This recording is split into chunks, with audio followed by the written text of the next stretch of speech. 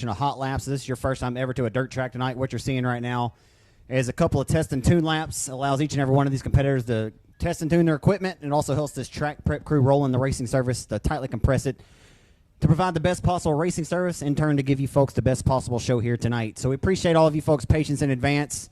Understand it's night number one, but we're just going to take it right on chin. We're going to keep rolling, but optimistic. We're going to get this thing rolling. So y'all don't give up on us, guys. I promise you that great things are in store for this racetrack.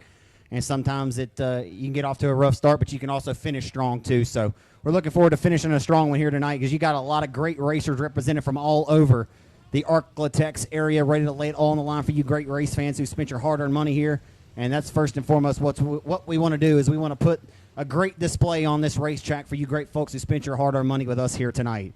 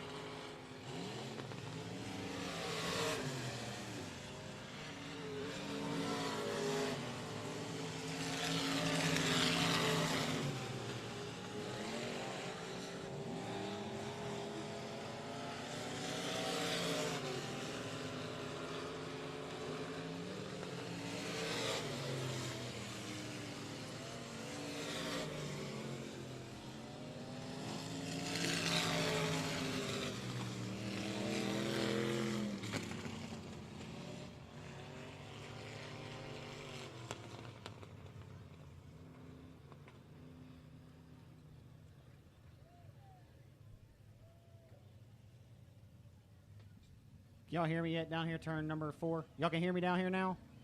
I just put my blood, sweat, and tears into working on this thing down here. That's why nobody in turn 1's heard me. Y'all can hear me finally? Hallelujah! Thank you, Jesus. I was up here praying about it the whole time while I was doing it. All right. Don't ever tell me I don't know anything about electronics. I got the speakers working.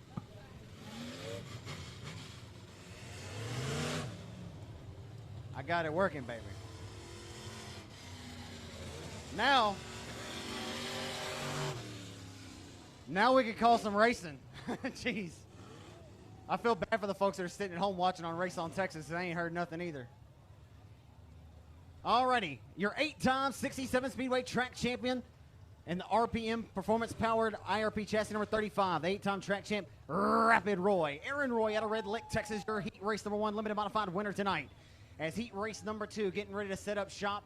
It looks like, who is that?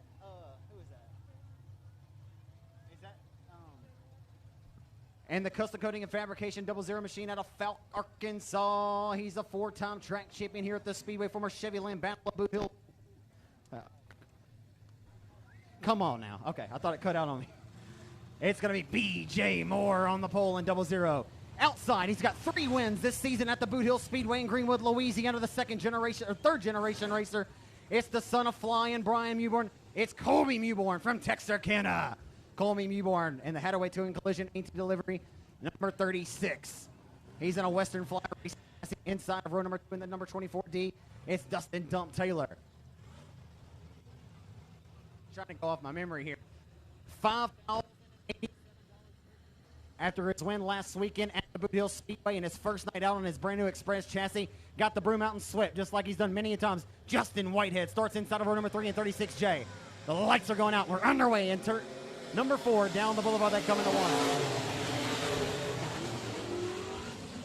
1. As we'll set up shop and roll them into 1 and 2 deep.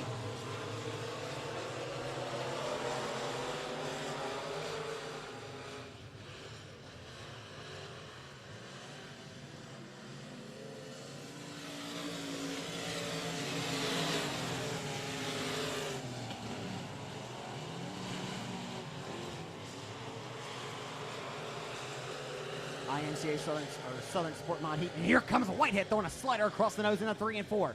36J on a mission and on a march to the front as he has done more oftentimes than not. His race career is going to go door to door with John Good Jr. He and John Good have had some tightly contested battles here over the years in this division. And washing up goes Good, loses the handle. 24D going 3 wide at the midpoint of the back straightaway. Into turn number 3, still going 3 wide. Around the hub, it's Jimbo Jamie Clayton, the all-time winningest hobby stock driver in this Speedway's history since we added that class after the 2019, or midpoint of the 2019 season. Hustling off the exit of 2. It's all Colby Mewborn back at the home stretch tonight. Begin working on the social distancing long after COVID seems to have dissipated on this great nation. But this young man's still working on his social distancing. It's become a habit for him here in 2021. As he is right now running scared, and he's got to know his cousin Justin is marching forward. As Justin is in fact marching to the back door of the doorstep of the 00 of the custom coating and fabrication entry of BJ Moore. And here comes Whitehead throwing a heater to the inside. Hello, BJ, and goodbye to you, BJ. He'll sit BJ Moore down and take him a seat as Whitehead is on a mission. He'll hammer the throttle into turns 1 and 2, putting that Chuck Priestley best engine power to the test. Of course, Whitehead has his hands on all those motors that are underneath the hood of his hot rods. A machinist at Best Engines, as one of the top leading motor builders in the Arklatex, bar none. As they hustle into 1, it's a pair of 36s. It's a 36 with no J out front with the lead, and 36J of cousin Justin hunting in second. As the Hunt will have to come up 1 spot short, barring a mechanical setback here, because Colby leaving right where he's left off each and every outing so far in this 2021 season. Sitting as the point leader at the Boot Hill Speedway in Greenwood. As they hustle into 3 and 4 this time. It's going to be all checkered flags in front of the face of the driver of the Hadaway Towing Collision AT delivery. 36. Colby Mewborn takes the victory. Colby takes the victory over Justin Whitehead in 36J. Third will go to the custom coating fabrication 00 BJ Moore in the IRP chassis. Dustin Dump Taylor with a solid performance in 4th. After Aaron Roy had just won heat race number 1. Well, there you have it, ladies and gentlemen. Can y'all still hear me, turn 4? All right. Well, Justin Whitehead was on a mission, folks, coming forward, but he just could not find enough to pick up the slack between he and his cousin Colby. And I'll tell you what, folks, in the running right now for RaceOnTexas.com Breakout Driver of the Year, your heat race number 2 Southern Sport Mod heat race winner tonight here at 67. The driver to the A&T delivery, Hadaway Towing and Collision, Western Flyer, chassis number 36. Give him a hand, Texarkana, for Colby Mewborn from Texarkana in 36. And taking second is cousin Justin Whitehead, the machinist at Best Engines. Puts his hands on all those power plants to go underneath the hood. That Chevy bow tie was digging around the racetrack. Disposed of B.J. Moore quicker than a Hillary email to get to second. As B.J. Moore had to settle for third as Whitehead. Official top 3 in heat race number 2 for the Southern Sport Mods here at 67 tonight.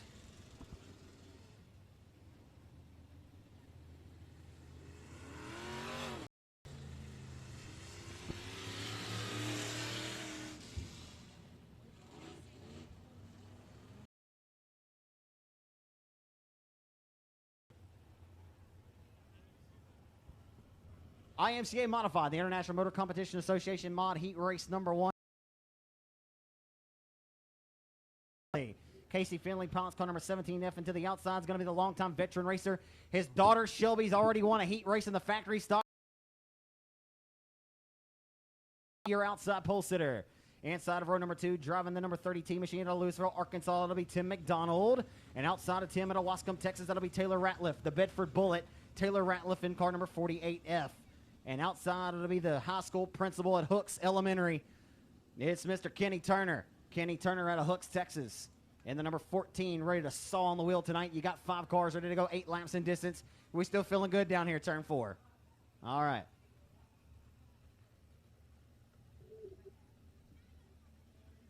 Don't ever say I ain't done nothing for you. I'm just kidding. I can blow a lot of hot air for you up here, though. That's what y'all wanted. Nonetheless, we're racked and stacked, ready to go for heat race number 1 of the night for the IMCA Modifies, and they roll off with turn number 4 down the boulevard into 1. Hustling into 1. They're going to go door to door. Rebel Ward going to come around right in front of the field. He corrals it. Just corralled it, and down the back straightaway they come into turn number 3. It's the Bedford Bullet Ratliff to the inside for the race lead. Hello, how you doing? They're going to go neck and neck off of 4. A little bit of slight maybe kiss of contact. How about some right side romance early on in this one? They're going to go neck and neck. One of the most competitive divisions in this nation, bar none, and Finley's going to hike it up top. Finley going to go to the top shelf and hit the high ropes of the 67 Speedway, looking to find some stick and some dig. Sliding across his nose, exchanging lines. Yeah, baby! What more do you want? Down the straightaway they come into turn number 1. Yeah, baby! We got a good one brewing here at IMCA Modified Heat Race number 1 of the night. Off of turn number 2. Into 3. Here comes Finley back to the inside of the Bedford Bullet. Ratliff for the race lead, and Finley's going to take it away this time at the line.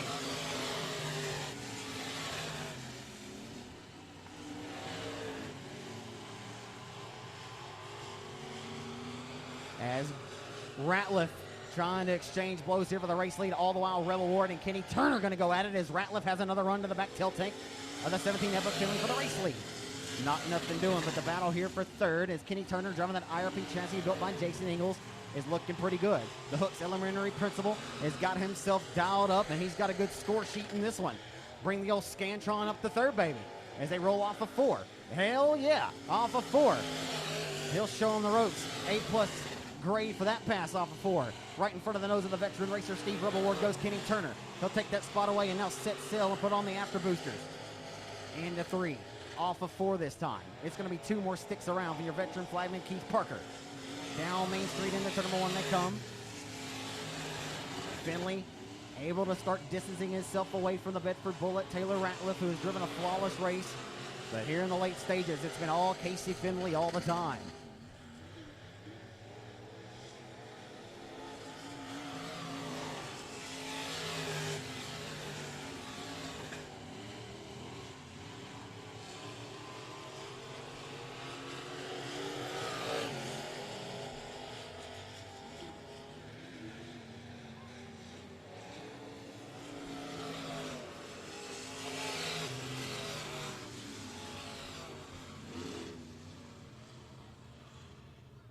Well, how about that race, folks, for the first 4 or 5 laps in that one?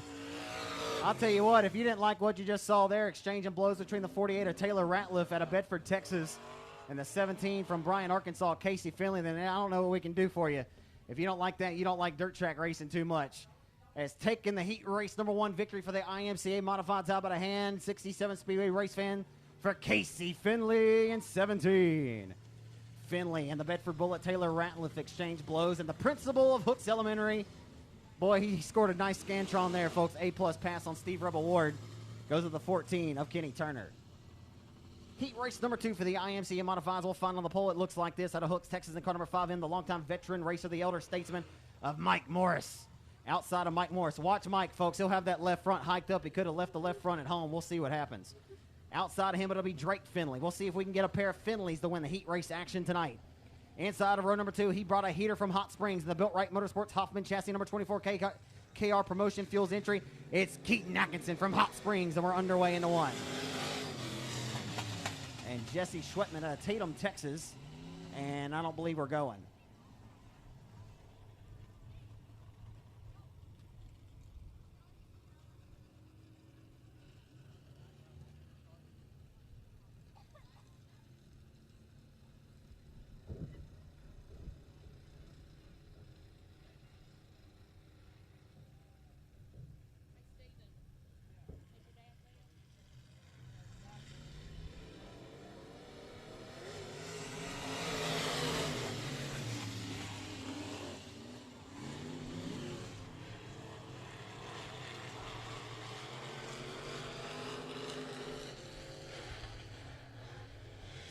So off of 4 this time, headed down the front straightaway into turn number 1. It's going to be the number 5F of Drake Finley with the race lead. This 4-car affair here in heat race number 2 for the IMCA Modifieds tonight, International Motor Competition Association. Sanctioning tonight's modified action here at the 67th Speedway here in Mandeville, Arkansas.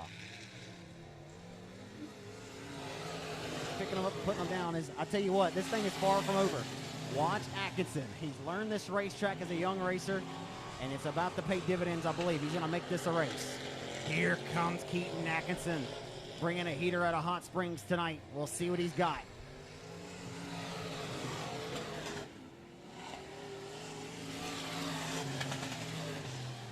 He'll continue to muster up some momentum here off the exit of 2, still stepping on the catch-up packet nonetheless in the turn number 3.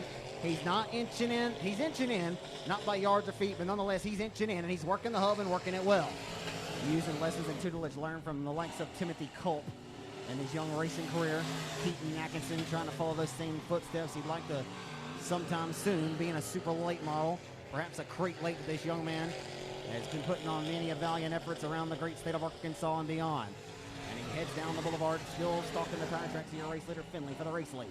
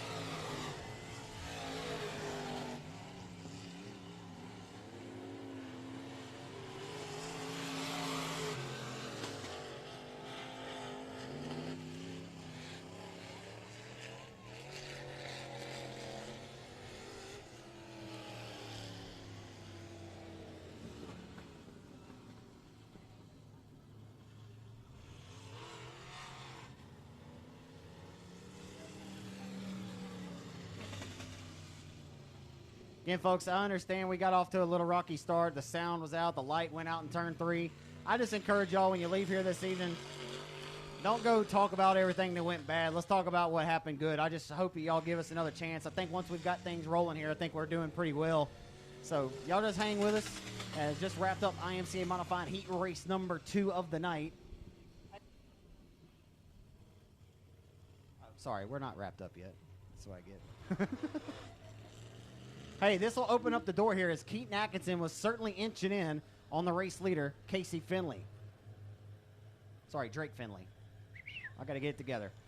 Oh, underneath the fuel cell on the restart. Atkinson gives him a shot in the shorts, and we're back underway. down Main Street into 1. We'll see what Atkinson has in store here in that Built Right Motorsports Hoffman Racing chassis. Off the exit of corner number 2 as he hustles his way into turn number 3.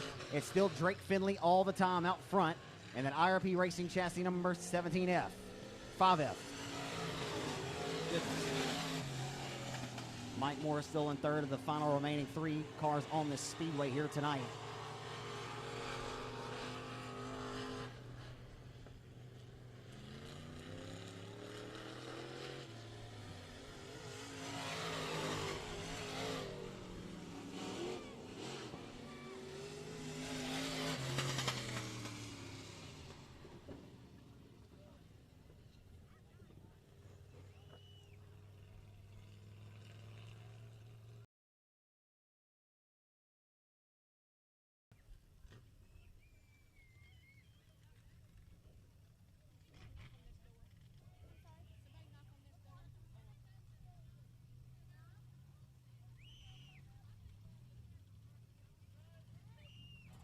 All right, 67 Speedway, since y'all can hear me, I want to hear you, 67. Are you having a good time tonight as late models return to 67 on a weekly basis?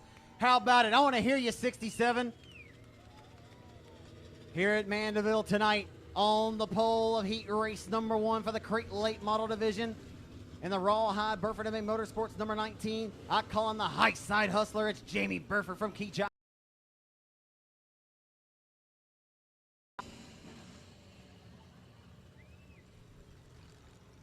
So it's going to be Jamie Burford from Keachai, Louisiana. I don't know not nan nother from Keachai, Louisiana, but I do know one of them, and he goes by the moniker of the high side hustler, Jamie Burford. If there's a top side to be had of this racetrack, he's going to throw it up top and let the big dog eat. Outside of him, it's going to be Tony the Tiger, Tony Lindsay, who's feeling great tonight in the number 485. David Winslet, last weekend's winner at Boot Hill Speedway in car number 21. And the O'Reilly Auto Park, or the number 2, is going to be Even Stevens, Tyler Stevens. The Crate Lakes go at it and hustle into 1 and 2. Off the exit of 2 and into turn number 3 right now, down the back boulevard into turn number 3 here tonight in Mandeville, Arkansas, the Texarkana 67 Speedway. Here comes Even Stevens to the outside, and around comes David Winslet right in front of the nose of the O'Reilly Auto Parts number 5. Bottles up Brad Couch. Brad Couch, the opening night winner last July at the Dirt on the Rev in Monroe, Louisiana. We'll head to tomorrow night with a pair of twin 25s. And here comes Tyler Stevens for the race lead. Off the exit of 4 and down Main Street into 1. It continues to be the hot side hustler. Making a liar of it. I said he would go to the top. It's exactly versa to that. Here comes Stevens down the back straight. They're going side by side to the midpoint of the back straightaway. Into 3. A slight jump for the race lead across the nose of Burford. Boy, has Tyler Stevens been an outstanding addition to the Crate Late Model Division since he joined this class last September.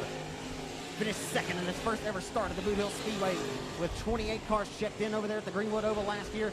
Has 6 wins and under 20 career starts in this class. A longtime mainstay in the IMC modified ranks, has won several July 3rd spectacular events here. Special events in the IMC modified ranks at this racetrack. Has always liked this speedway and runs well here in his home state of Arkansas. As right now, Stevens, he's leaving, making his way back to Cleveland off of turn number 4, down the front straightaway into turn number 1, he'll head.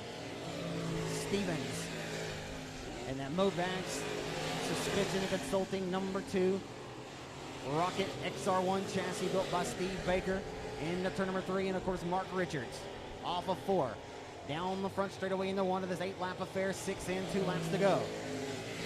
And a 2006 Masters built chassis. The high side hustler Jamie Burford been making that thing work. He has 5 wins since joining this class last year after having a 3 or 4 year hiatus. As Tony Lindsay back here in a hell of a battle for 3rd with the 5C of Brad Couch out of Bossier City, Louisiana, the Couch Jewelers Team 5 Enterprise Black Diamond. As final time down the back boulevard, as it'll be all Tyler Stevens all the time. Off of 4, Searcy, Arkansas's Tyler Stevens picks him up, puts him down, disposes of the 19 of Jamie Burford, and he'll take heat race number 1 tonight for the Crate Late Models.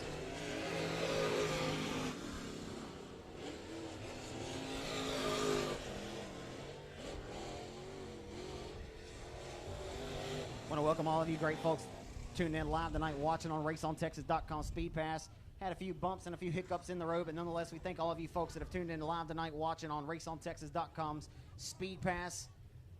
Pretty awesome ticket, folks. If you're not able to make it here to the racetrack, we encourage you to check us out at raceontexas.com. Every thrill, every spill, and every burn and turn of all the racing action right here with high-definition audio or high-definition video. I don't know about the audio part, but nonetheless, no, we thank Valerie Wells so much for being the lady behind the lens. Does a fantastic job. We thank her for her dedication as we cover many racetracks, not just 67, but many others as well. So certainly get the bang for your buck there. Great way to support dirt track racing, because when you support Race on Texas, you're also supporting racing, as your $40 subscription, $20 of that goes back to the racetrack of your choice, as you pick your home track on sign up or whatever track you choose to support. It goes directly back in. That money goes directly back into the promoters. That helps this great sport stay alive, and it goes back in many different ways and distributes it to the racers, back to the promoters. So we take a lot of pride in that. So Tyler Stevens with heat race number 1 for the crate late models, followed by the high side hustler Jamie Burford, Tony Lindsay, and Brad Couch in the 5C.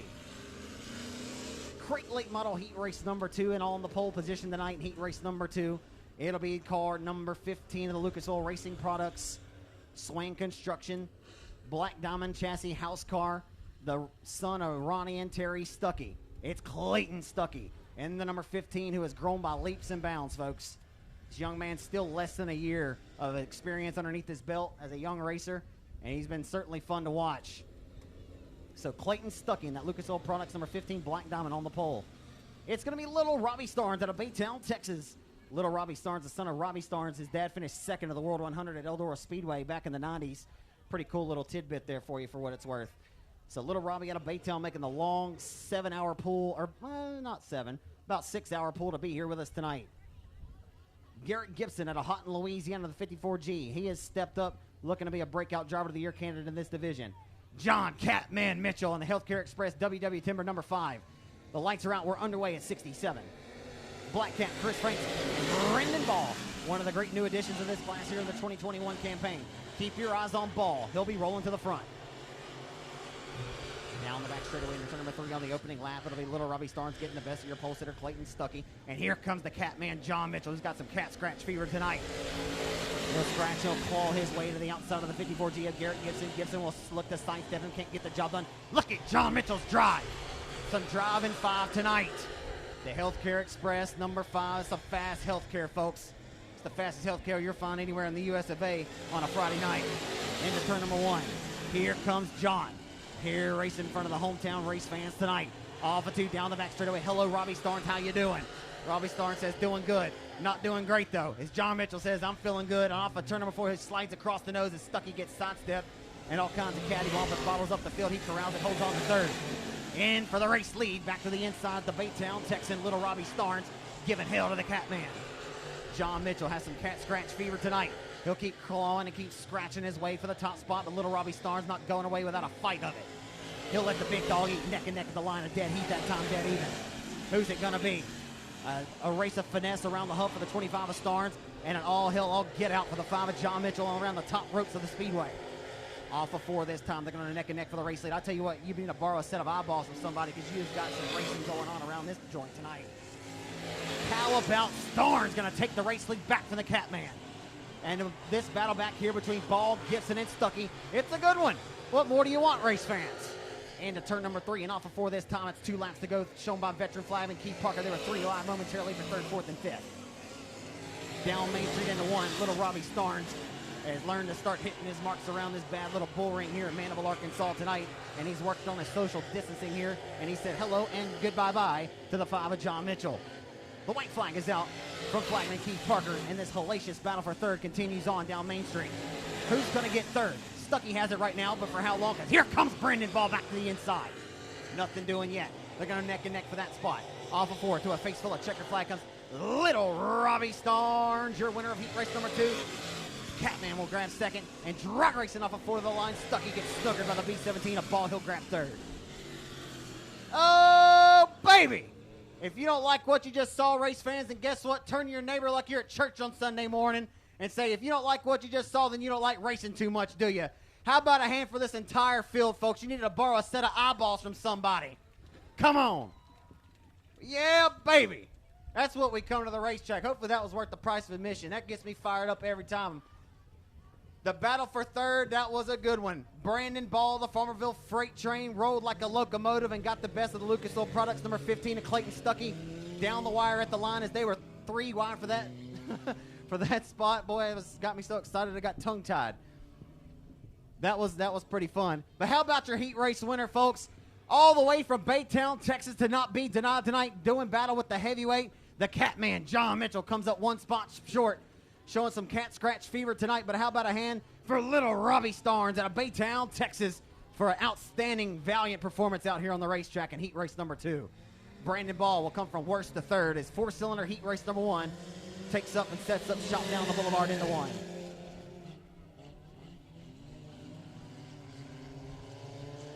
As that second and final Black Diamond Racing Chassis heat race was a doozy.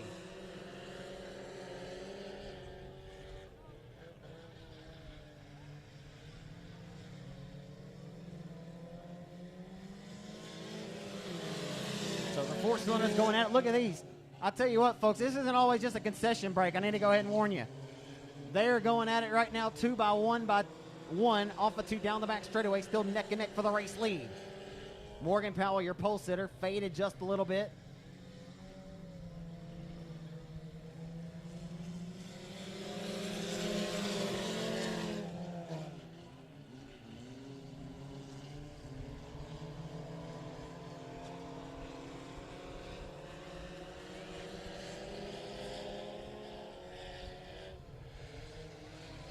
Off of 4, down Main Street this time in the turn number 1. Boy, some right side romance there at the tail. The number 12 F machine driving it deep off into the corner that time. Oh, Stephen Fagan out of Amity, Arkansas. About made it an Amityville horror there. Horror. Of Danny Rambo, nonetheless.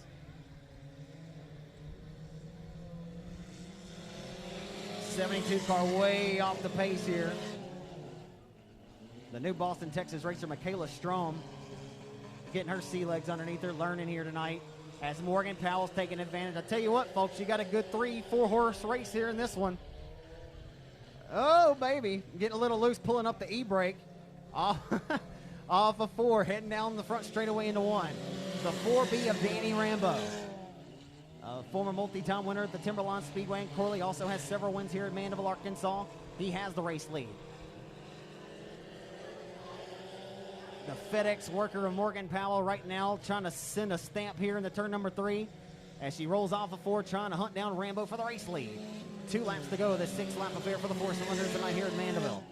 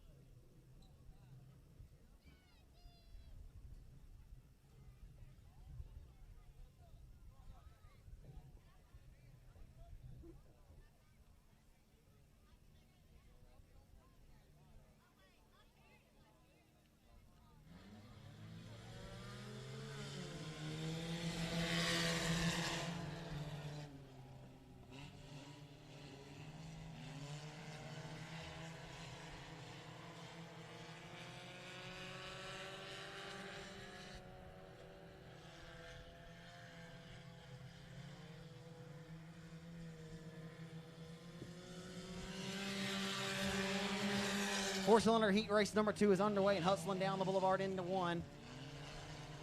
As right now, it's Ashton Riddle back in the saddle again. Actually, she's faded back here to the 3rd spot out front. It's my good friend Danny Bryant, straight out of Houghton. Not out of Compton, straight out of Houghton, Louisiana, my hometown, and the hometown of your Dallas Cowboys quarterback, Dak Prescott. Houghton, Louisiana's Danny Bryant right now brought his stamps. He sends it down the back boulevard into turn number 3 to turn number 3. Danny B with the race lead with wins at the Boot Hill Speedway, Sabine, Leesville. He's got them all over. And one at the Revolution Raceway Park in Monroe, Louisiana, where we'll head tomorrow night.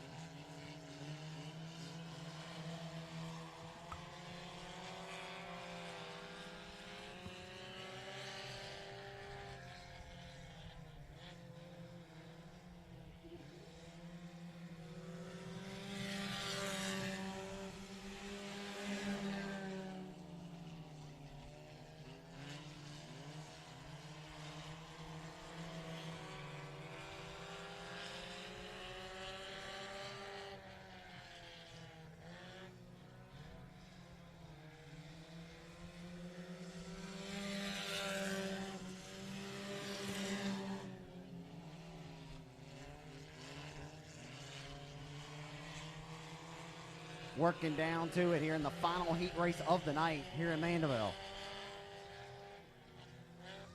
This time by, it'll be 2 sticks, 2 more laps to go, 4 in, and 2 laps to go with a 6-lap affair for the front-wheel drive 4-cylinders. As Danny Bryant picking them up and putting them down.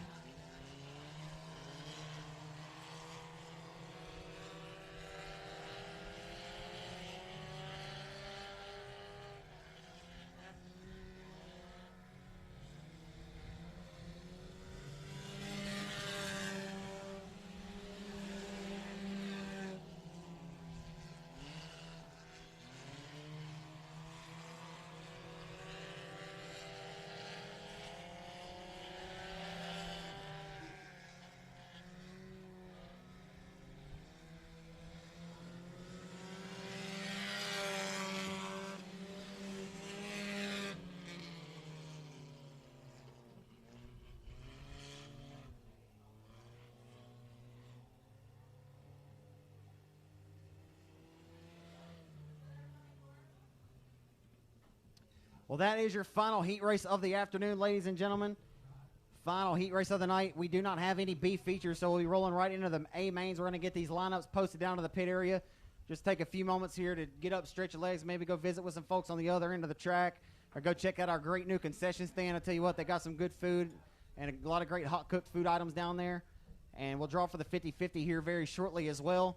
But again, get up, stretch your legs, go use the restroom, do what you got to do, and we'll get ready for these great feature events that are coming to you right here tonight in Mandeville. I want to thank all of you great folks for sticking it out with us earlier on. We had a few hiccups to iron out there, but I believe we're doing just fine now. We appreciate y'all for supporting the Wizant family here on the grand reopening of the Texarkana 67 Speedway tonight.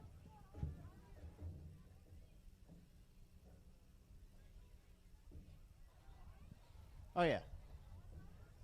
And congratulations to your final heat race victor of the night again out of Houghton, Louisiana, the driver of the 88B of Danny B. Danny Bryant, your winner of your final 4-cylinder heat race of the evening here in Mandeville.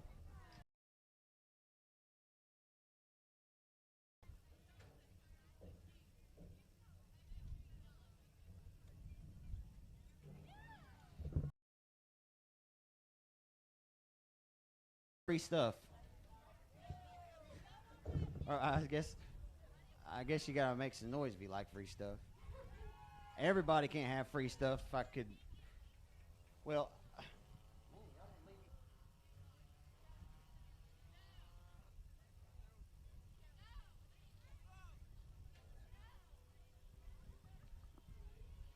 thanks to my good friend Marla Green. She got me some koozies. Anybody out there having a cold one tonight? All right. Heard that. Y'all give me just a second.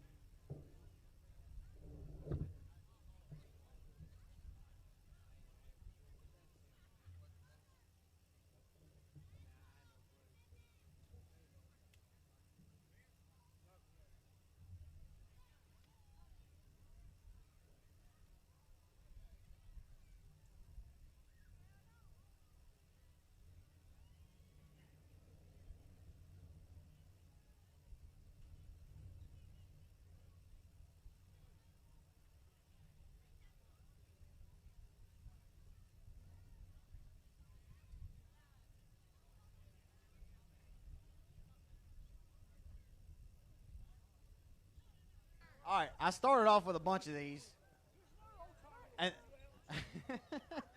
and guys like Mr. Thompson like, hey, start snatching them. What's your name, young man? Lucas. Hey, y'all, this is Lucas, and Lucas has. Oh well, there you go. Well, yeah, first of all, y'all say thank you, Marla, in unison. Say thank you, Marla. Marla made all these herself for me to give them out. Thank you, Marla. If everybody didn't say thank you, you probably ain't gonna get a koozie. Because Lucas is listening. Lucas, you got 1, 2, 3, about 8 or 10 of these, and I'm gonna let you find out who's the loudest race fans here. They got to be making a bunch of noise to get a koozie. It might just be a koozie. You got.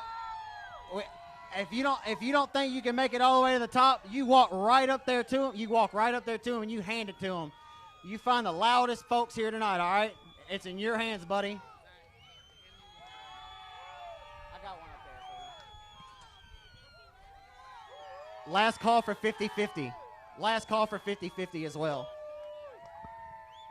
Hey, and you got to move around. Like, we got to go down here. Hey, here, I'll make it easy for you. Look, give me one and I'm going to show you what to do. All right, make some noise.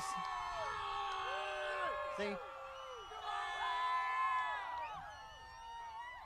I always feel bad for the people sitting on the front row.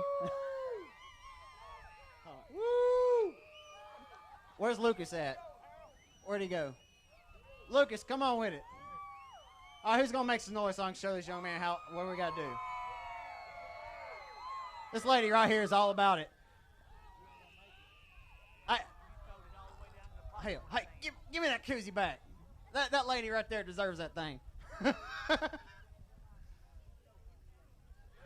Hey, man, I want you to find the loudest fan and throw it to him. Like I said, if you got to walk it to him and bring it to him, that works too. Who's going to make the most noise? Come down here, Lucas.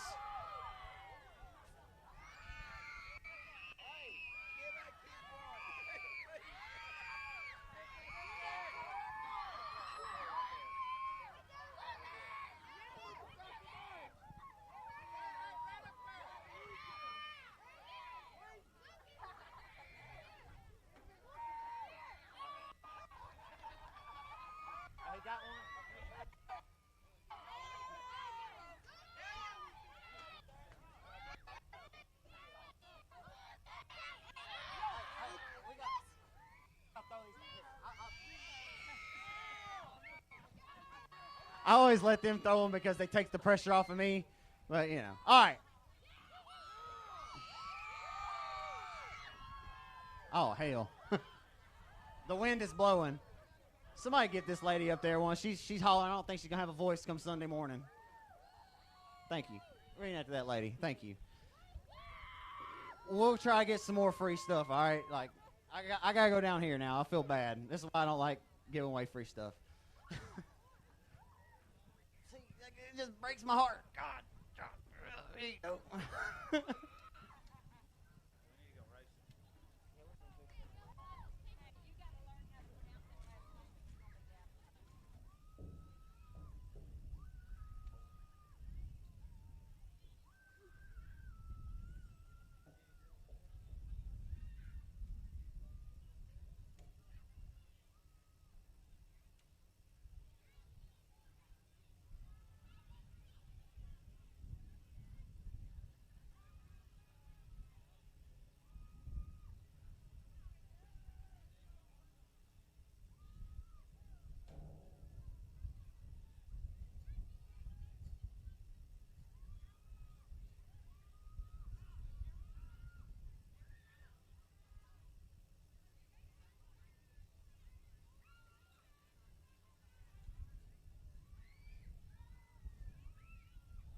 Now I got to go up in here and get my personal stash. You know what y'all did?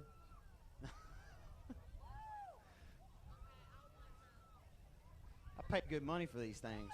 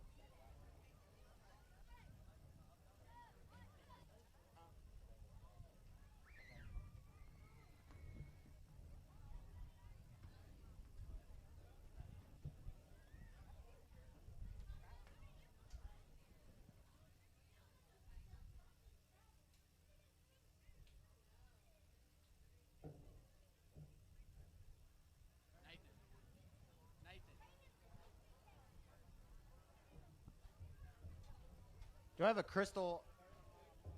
Miss Morrow? Crystal Morrow? Are you here anywhere?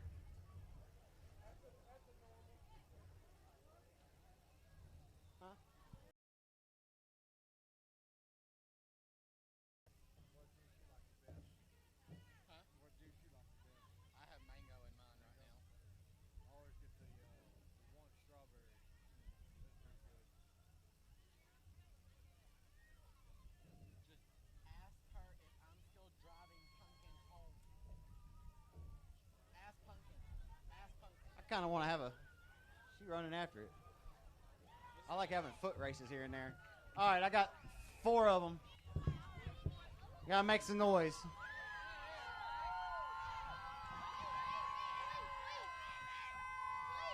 That one actually went on point. This is what. Y'all know what gets me every time is when the kids right here going, please, please, please, please. I'm like, oh, just here, you know. That's why I usually hand it off to the other ones to do it for me. You know, so here, because I have a big heart. All right.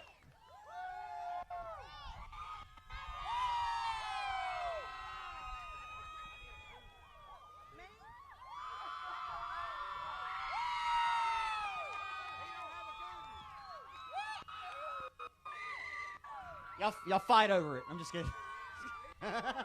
Just kidding. I feel bad for you, brother. Man, that is man. You don't even need a koozie, man. That thing, a hot beer.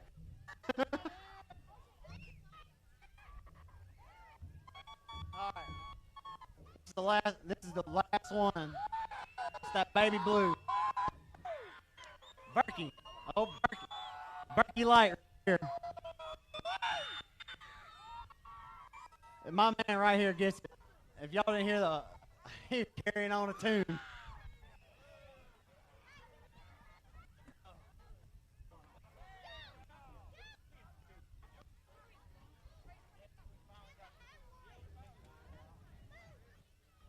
We appreciate you patience in advance. Shouldn't be long. We'll get that first. Look at that moon over there.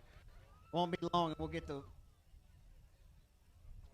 them howling here in just a minute, and get them barking down there in just a second. How many of y'all want to see these kids that are already down here have a quick? Who's gonna sponsor them $5? Who wants to sponsor? I ain't got any cash on me, or I would. I've done it a bunch though. Hey, y'all that are down here, y'all want to have a quick foot race? All right, y'all listen. Y'all gotta pay attention, because when the first cars come out, I can't have y'all in harm's way. I gotta have y'all right back up here. We gotta make it quick. $10 to the winner. What's your name, man? Jacob Lewis. Thank you, Jacob Lewis. You're sponsor of the $10 foot race. Oh, for second place. What's your name, ma'am? I'm sorry. Darla, God bless you, ma'am. Thank you. These kids appreciate it. I appreciate it. Hey, we're not going on to the racetrack. We're not going on to the racetrack. As much as I'd like to do it, we're gonna. I know it's a little rough terrain here. We got to stay. Man, I get myself in some tough spots. I'm gonna feel bad when they start rolling down this hill in a minute and hurt their ankle. Oh man! Oh, hold on now. Hold on. See, now we're gonna have to separate them. Where's the owner of this racetrack? Y'all give me just 1 second. Keith, how far are we from lining up down there?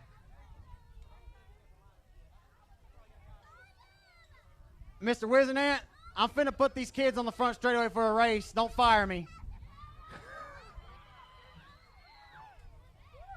Actually, it's probably not smart to go against the grain. Let me just give me 1 second. There's all kind of insurance and legal things you got to make sure of. Y'all hang tight, kids.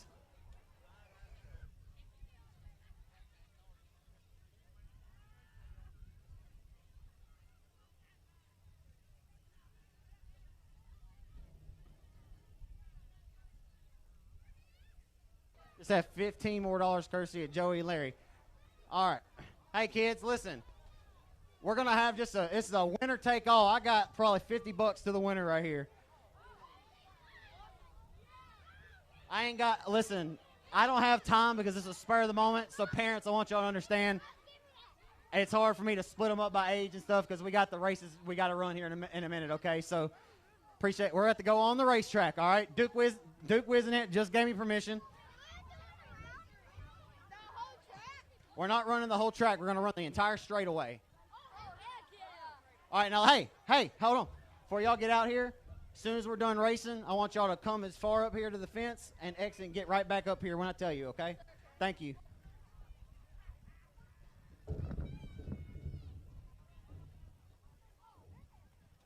Hey, race fans, what do y'all think they should run? From down here all the way to the tire?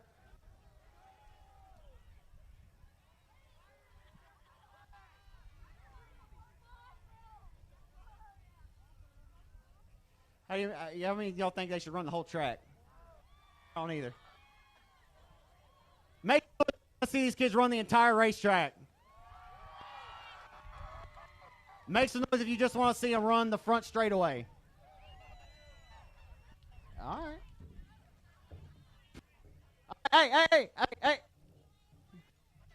Hey, y'all might as well walk back. We're going to start at the flag stand. We're starting at the flag stand. Sorry. The fans have spoken. Yeah, we're going all the way around. Hey, we're looking for the underdog victory here, folks. How many think the 5-year-old youngster is going to take it from the 13-year-old? We're about to... It's time.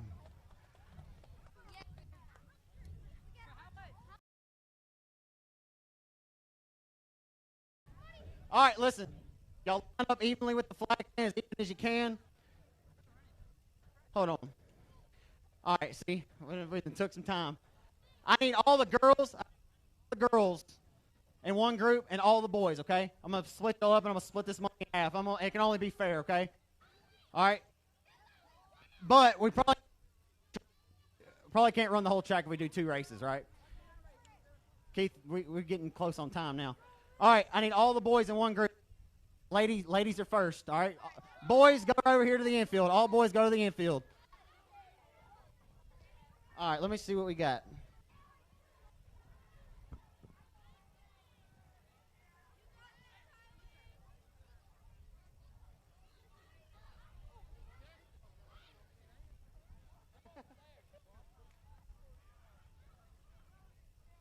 All right, starting to hear the cars rumble. All right, ladies, I need y'all to line up.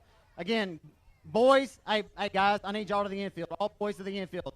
Ladies, I need y'all to line up side by side right here at this flag stand, okay? All right. Oh, I'm sorry. Sorry.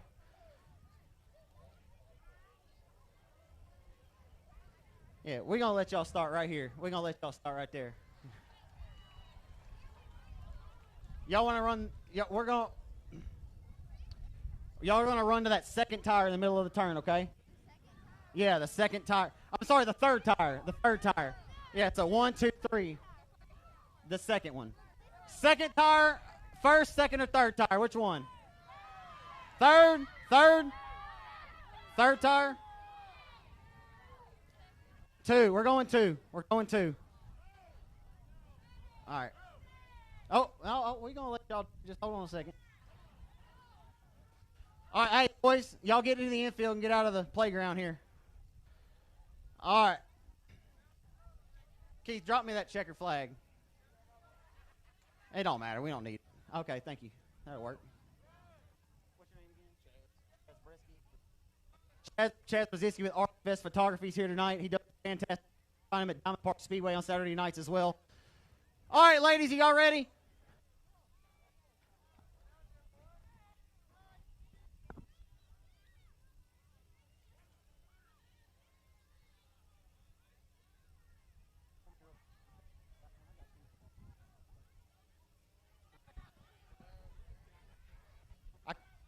That's that Louisiana education. I can't even count the money. I got bucks. 20 to the winner. Ready?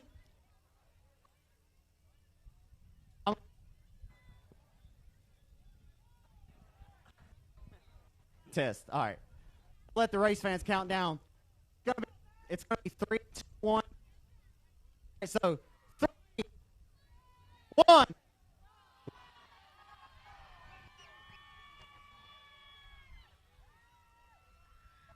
They head down Main Street into turn number 1. And lady with the pink shirt, she's got a good head of steam. Y'all got to help me figure out who's going to take this victory. She's got one to the... And the horse with the white shirt takes the victory. White shirt, did she get it?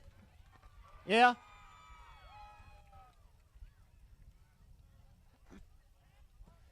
All right, 67 race fans. I'll give the young ladies a big round of applause.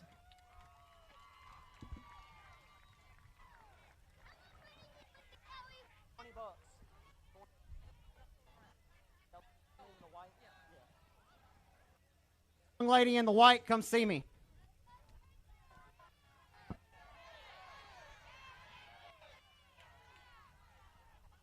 Hey! I was running. Mama said it was my favorite shoes. We'll get her. Y'all just keep an eye on her out there. Is this the one that won it, y'all? What's your name, young lady? Macy. Macy? Where you get them quick feets? I don't know. She don't know? Well, how about $20 for your efforts? Thank you so much for coming to 67 and joining the party. Give her a hand. You're winner tonight. Hey, Macy, come get a picture.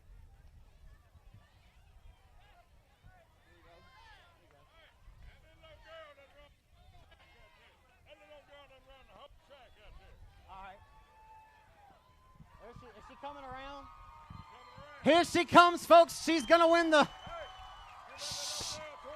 She may have not won the whole race, but she won your hearts tonight. Hold on.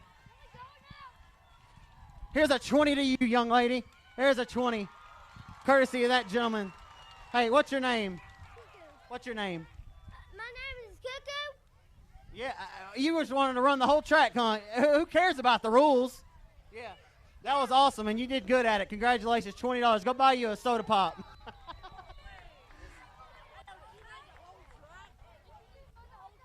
She ran the whole track. She wasn't playing no bad. All right. Hey, guys, we're not running the whole track. We can't. We got time. We got business to run with the race cars, so. I mean, that's up to you fans, really. Like, I don't want to, have people complaining on Facebook, man, they're too worried about running foot races than running the cars, you know what I mean?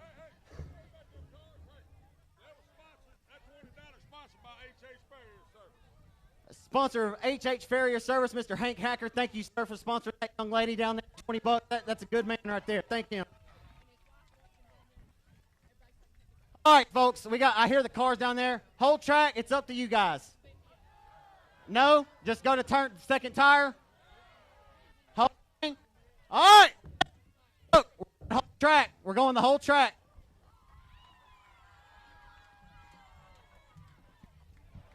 Yeah, this ought to be a good one. We got some down here. He's mad and wish he'd have brought his bike to the foot race. All right, young men. On your mark, get set, go! We're going the whole track.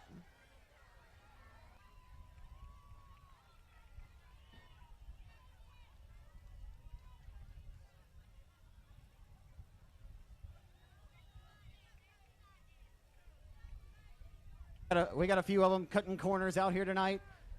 Nope, they're not.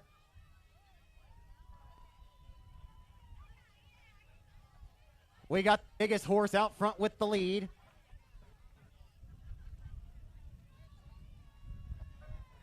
I tell you what, folks, that is moving out here. He's got about a 5-car length advantage.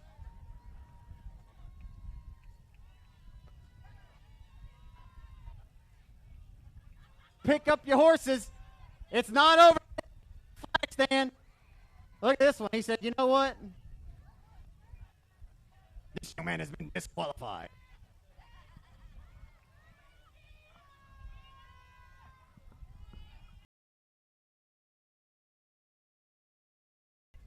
Who put that quit in you?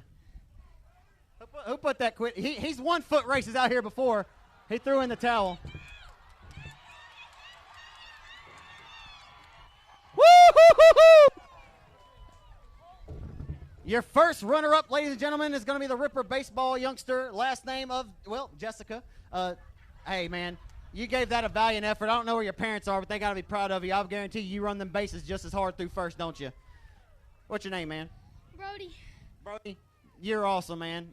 You keep digging because next time you're going to win this $20, all right? You just came up about a half of a cat's whisker short, man. Good run. Give him a hand, folks. Brody comes up second tonight.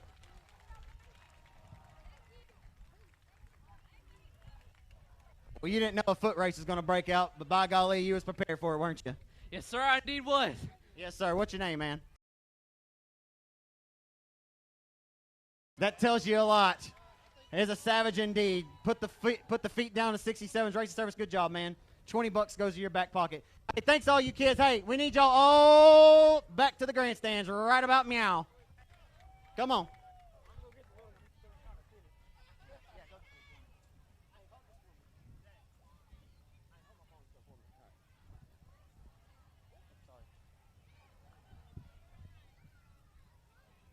Hey, kids, down here in turn one. Hey, y'all sitting on the wall. I need y'all to get off the wall, please. Thank y'all.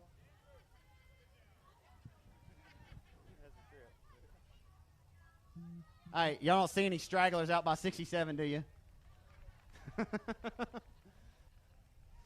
I've often said it, guys. I don't have kids of my own, but I got a wonderful girlfriend who I call them. I have three bonus loves, but I don't have kids of my own.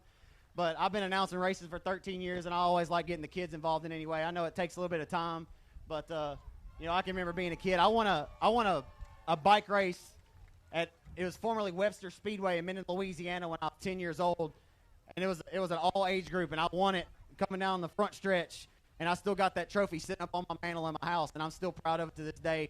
I promise you, these kids probably won't forget. You know, maybe not anytime soon, but that kid will probably remember the time he won this foot race here at 67. So that's what it's all about. It's not ever about me. It's about these kids, man. And hope y'all enjoy it as much as I do. Kids are a blessing, aren't they? They really are.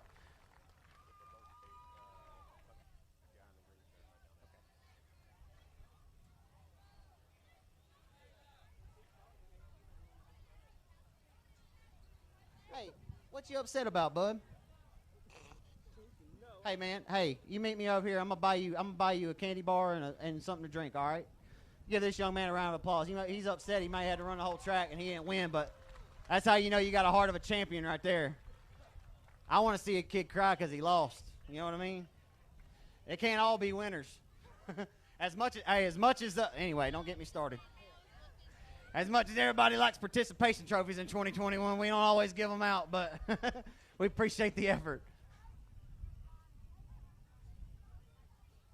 All right, now 67, I ask you one more time, are you ready to see some car racing tonight? All right, then. Oh, yep. Thank you, sir. Yep, thank you.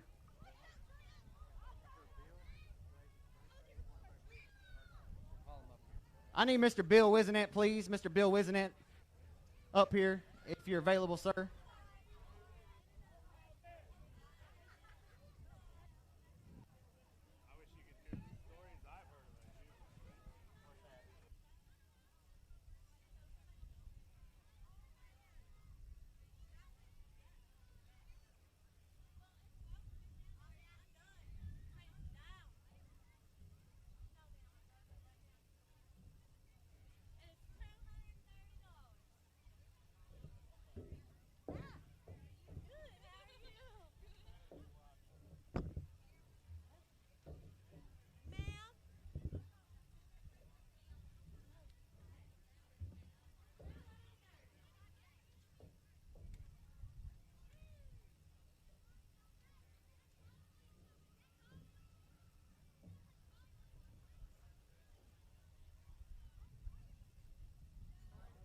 Hey, everybody, I know this man probably don't like being in the limelight, but this guy took over a big charge this year with this racetrack. This is Mr. Bill Wisenant.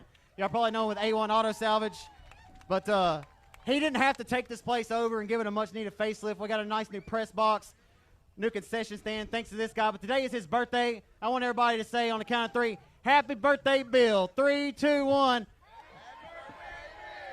Thank you, Mr. Bill.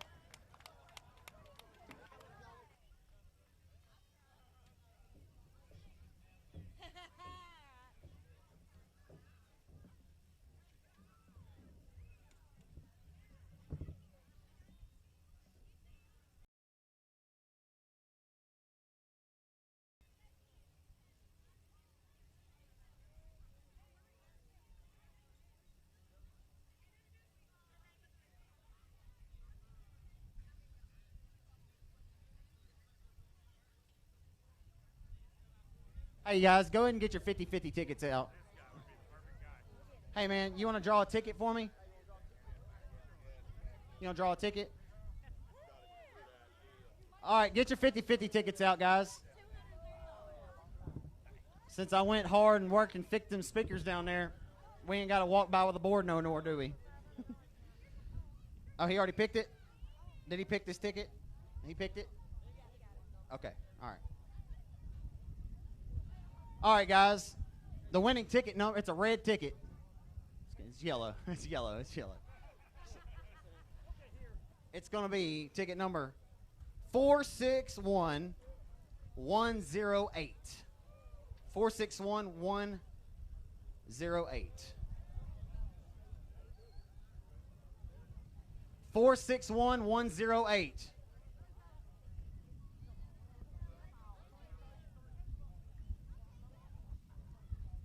And we have a winner. What's your name, man? Seth, Seth, where are you from? Texarkana. I don't know how much money you just won, but I guarantee you're about to leave with more money than you came with. That ain't too bad, is it? About to find out.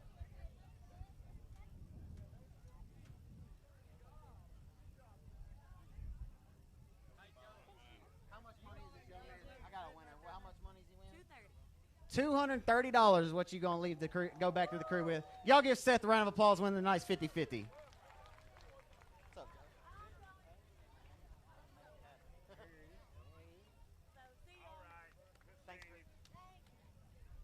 We got a Mulfoon Friday night.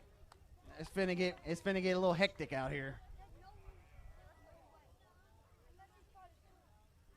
Sounds like the race cars are waiting in the wings. Hey guys, I want y'all to do me a favor as well. I know I've been asking a lot of you, but this man up in the flag stand, he's a dear friend of mine. He's a longtime racer, raced at Boot Hill Speedway over the years. He raced super late models. His name's Keith Martin, and he's been flagging races now for about 5 or 6 years. He was up at Boot Hill Speedway in Greenwood, Louisiana with me. I think this is his second or third time to flag here. I'm not sure if he's going to be with us every Friday night, but y'all say hello to Mr. Keith Parker, the judge, jury, and executioner tonight. The man with the plan, with the flags in his hands. He is definitely one of the best in the business. He's been on both sides of the fence, so he knows what these race cars are going to do, and he knows how to dictate them and show them what they need to do. Factory stocks ready to go at it tonight for 20 laps in distance. One of the most racy divisions in all the US of A. I said it earlier, I'll put our best 5 against any other 5 in this country. And tonight on the pole, looking for his first ever factory stock win tonight here at his home racetrack. He has a 2nd, a 3rd, a 6th, and a 9th this year at Boot Hill Speedway. With 7 career 4-cylinder wins to his credit, he's trying to put his name into the history column here as a factory stock winner at Texarkana and one of the toughest classes to win in. It's the 3rd generation racer, the son of Flying Brian. It's Connor Mewborn, the 16-year-old on the pole tonight, looking to win the Cinderella story. Connor Mewborn, driver of the best engine-powered Outlaw chassis, central heating and air, A&T delivery, Hadaway towing and collision number 36. And outside of him is going to be the 28-year-old racer out of Bossier City, Louisiana. Been racing these cars since he was 16 years old. The Bossier City bad boy and the Subaru-sponsored Lexus, John Harvey Toyota. Kiss Country 93.7 FM, 11:30 a.m. The Tiger Highway 98.9 Rock sponsored. He's in an Outlaw chassis, the 55 minutes, Cody Myers out of Bossier City. Inside of 2, trying to put the lady in victory lane tonight. It's going to be Shelby Ward Franks. Shelby Ward Franks, the daughter of Steve Rebel Ward, winning heat race number 3 tonight. Shelby Franks going to be inside of row number 2, starting in car number 50. What's up, man? Good to see you. Good to see you, Randy. I can't see outside of 3. Oh, outside of row number 3, it looks like it's going to be Locksburg, Arkansas racer Lee Carver. Lee Carver in car number 42, outside of row number 2. And inside of row number 3 tonight in car number L17, the 17-year-old racer and the Bubba Green Towing AB Performance Outlaw chassis, custom graphics entry done by Chris Green It's Logan Griffin from Texarkana.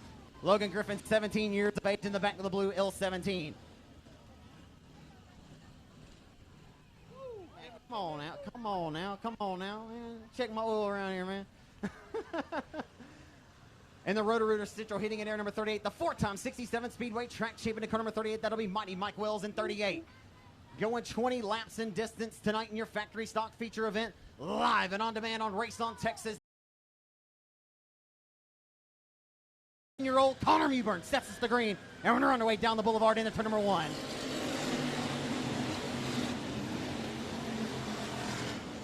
Sliding up on the start of this one as they roll off the exit of 2 and into turn number 3. They get all out of turn number 2 unscathed on a full moon Friday night special. Down to the inside for the race lead, going neck and neck 2 by 1 by 2. Off the exit of 4, down the front straightaway, it's going to be Myers by half a car length to lead lap number 1 in 55M. Cody Myers leads lap number 1 in 55, but Connor Mewburn going to storm back to his outside off 2 and down the back straightaway. Connor Mewburn flanked back to the inside of Myers. You couldn't have slid the Holy Spirit that time between their left, right fronts.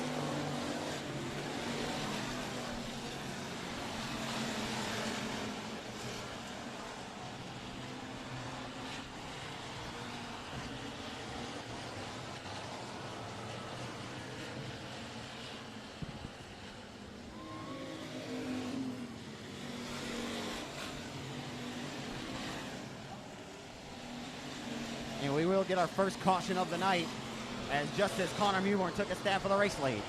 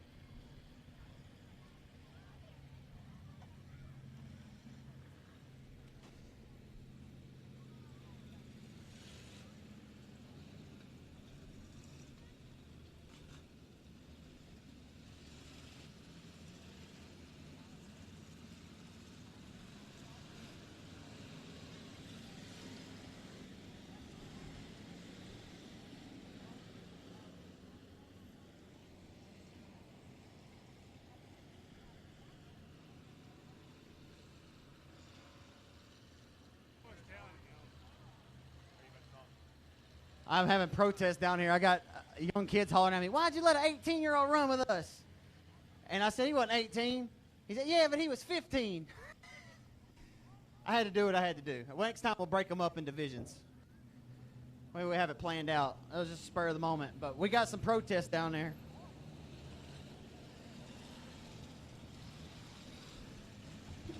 Just as the caution flag came out, folks, 16-year-old Connor Mewburn was hunting back to the 55M of Cody Myers, as Myers has stormed out of the gate quick here in 2021, winning one feature race victory at the Boot Hill Speedway in Greenwood, Louisiana.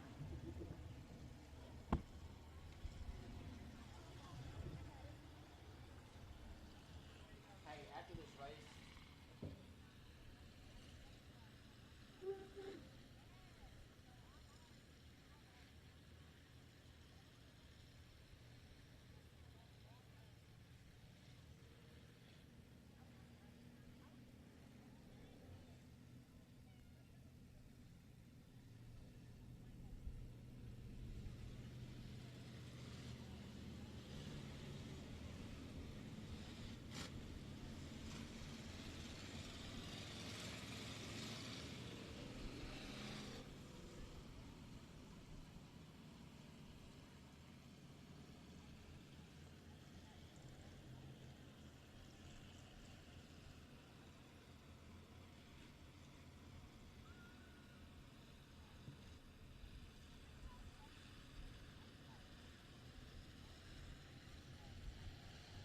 going back to the green flag here as they hustle off the exit of 4. Cody Myers puts his foot to the firewall and the party is restarted.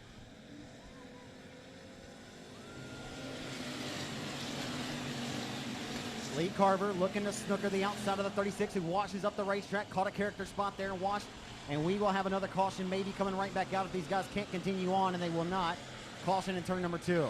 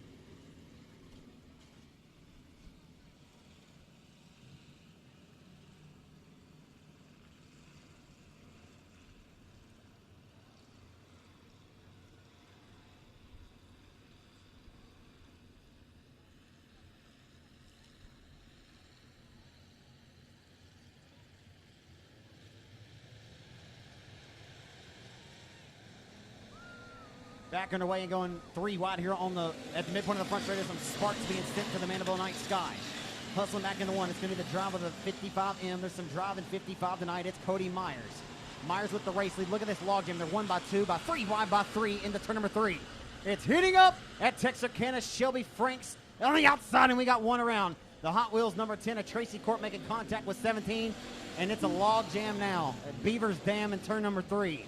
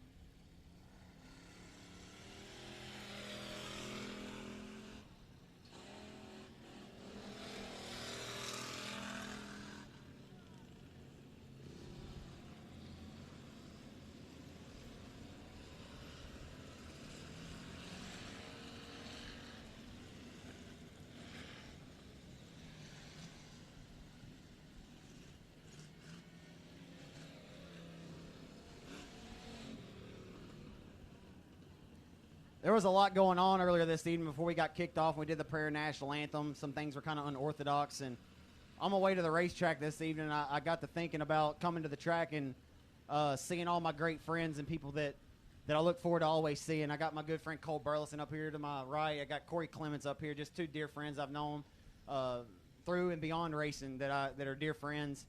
But it's weird. There was a diehard race fan that I always look forward to seeing here every week because he was always so enthusiastic. And I'm not sure, outside of this man named Keith Wright, who's somewhere here at the racetrack tonight, Keith Wright might be one of the biggest diehard race fans. I'll see him all the way in Monroe, Louisiana to I-30. Doesn't matter if there's a dirt track race to be had to go to, then Keith Wright's going to be supporting it. But the same could be said for my good friend Hollis Edwards, who is watching this one tonight from above. And I miss seeing Hollis. This is the first race here at 67 without him, but we're going to miss Hollis Edwards dearly.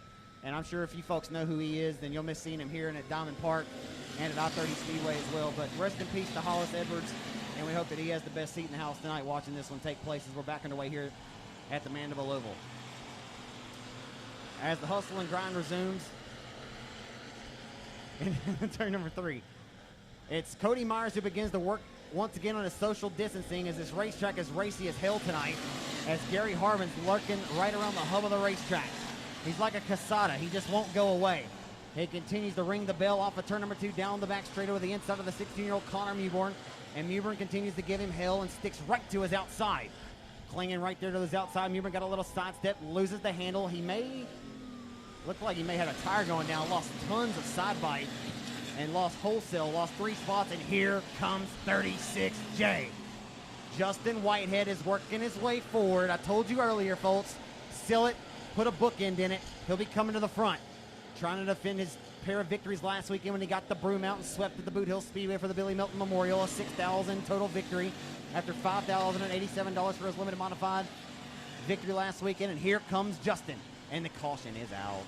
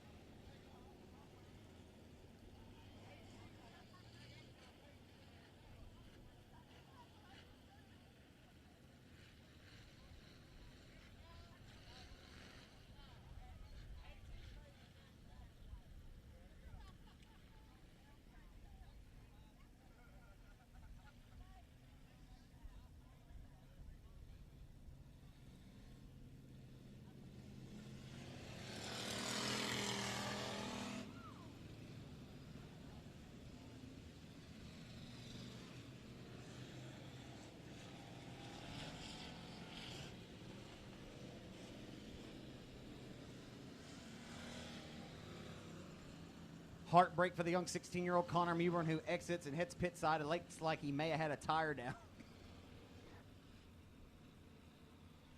Maybe a bent axle on the 36 machine, but, you know, he's certainly in the running for RaceOnTexas.com Factory Stock Breakout Driver of the Year, who's had some great efforts put out around area racetracks.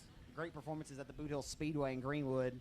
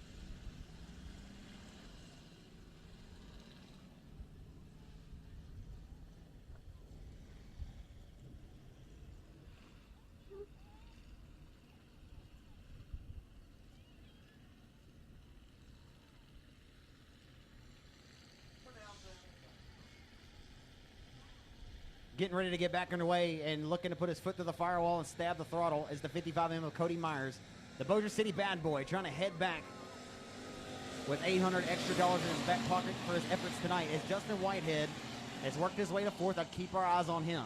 Just in front, flanked to his outside, the 17-year-old Logan Griffin will now get some run to his inside by Whitehead. That's the best battle right now on this restart as Shelby Ward Franks down to the inside into turn number 3, and off of 4 they come. The battle for a second's a good one. Locksburg, Arkansas's Lee Carver, and we cannot get these guys to settle down.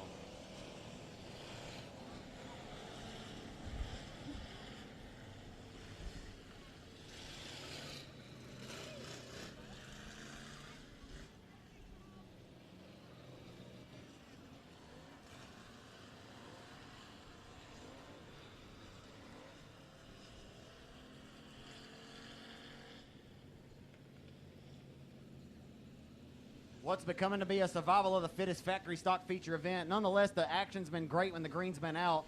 The problem is the green hasn't been out for very long. So you got to pick your poison, and you got to get what you can get when you can get it, because you don't have a whole lot of time to make gains as the moon continues to rise higher over the Mandeville night sky here.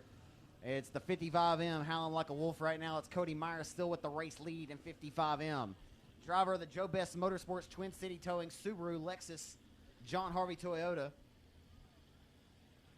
Twin City Towing, number 55M, just swapped over to an Outlaw Racing chassis for the 2021 campaign after spending 5 years in a laser chassis for Glenn Perry.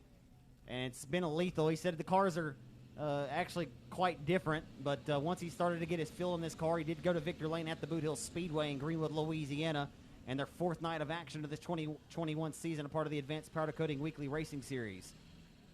As it'll be up to 55M as we go back to the green flag. This time by, the lights have been turned off. And cross your fingers and toes, folks, and say out loud with me, PSG. PSG, please stay green. A little bit of PSG is what we need as we're going back to the green flag, and it's up to Cody Myers, and he leads us down the home stretch into turn number 1.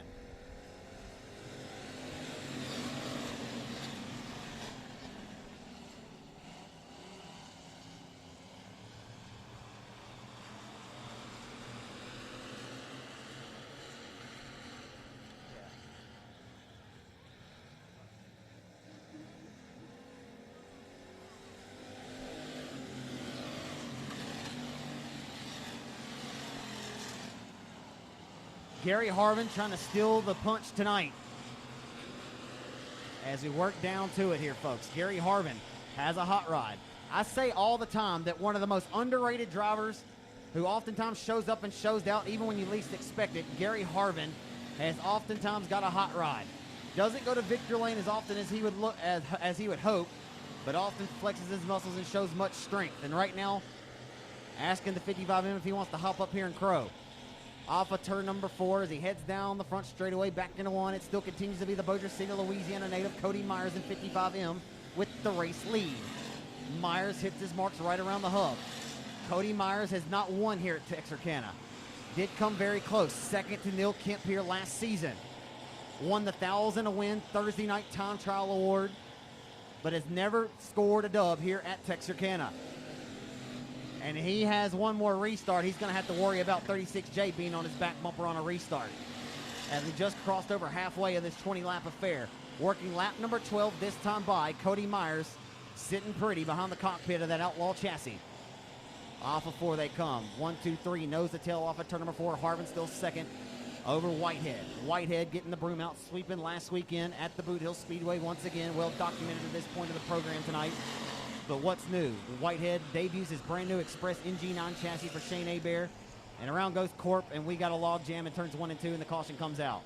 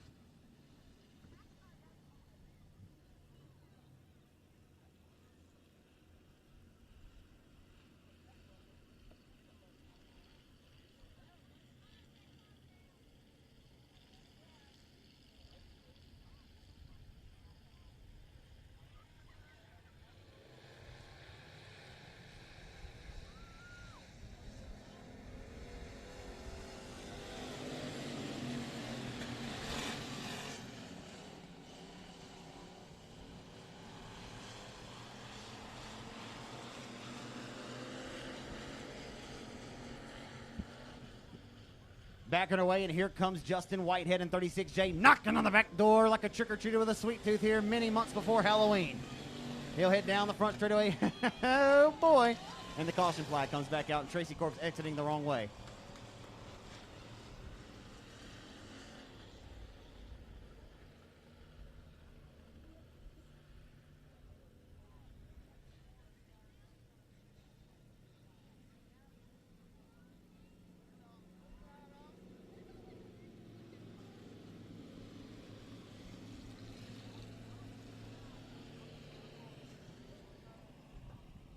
I'll tell you what, folks, we got a Walmart and a Target parking lot down here in the infield, and we've got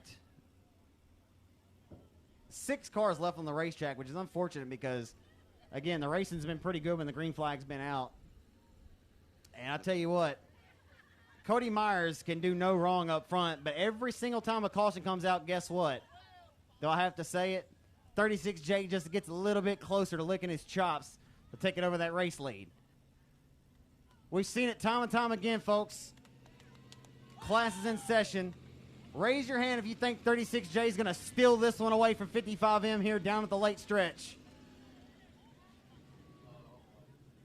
Well, if you think that he can't do it, then you're lying to yourself. But I will tell you this, the 55M of Cody Myers, he's up to the task, he's up to the challenge, and he ain't just going to pull over for him, and that's what makes this fun. Still anybody's guess who could win it. Gary Harvin might pull a rabbit out of the hat here.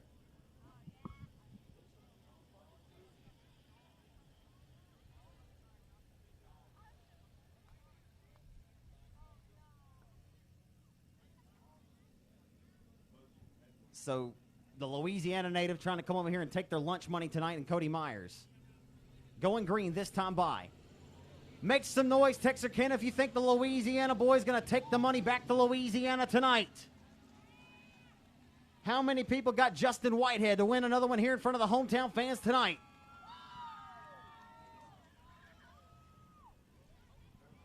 He's a madman, Your Honor, a desperate fool in the endless, pitiful ropes. We've only got 6 cars remaining in this one. And Gary Harvin, old school cool, in car number 25. How many folks got Gary Harvin to steal their lunch money? All righty then. The lights are back out and we're backing away. Whitehead swings high, wide, and handsome on the restart. And coming up to take that line away. The 55M is like he has eyes in the back of his head. That's impressive. We exit off the corner number 2. Harvin there. Oh, my goodness. And Shelby Ward just lost the handle. And she will go Dukes of Hazzard style to the infield. And we will have no choice but to go back to the caution flag.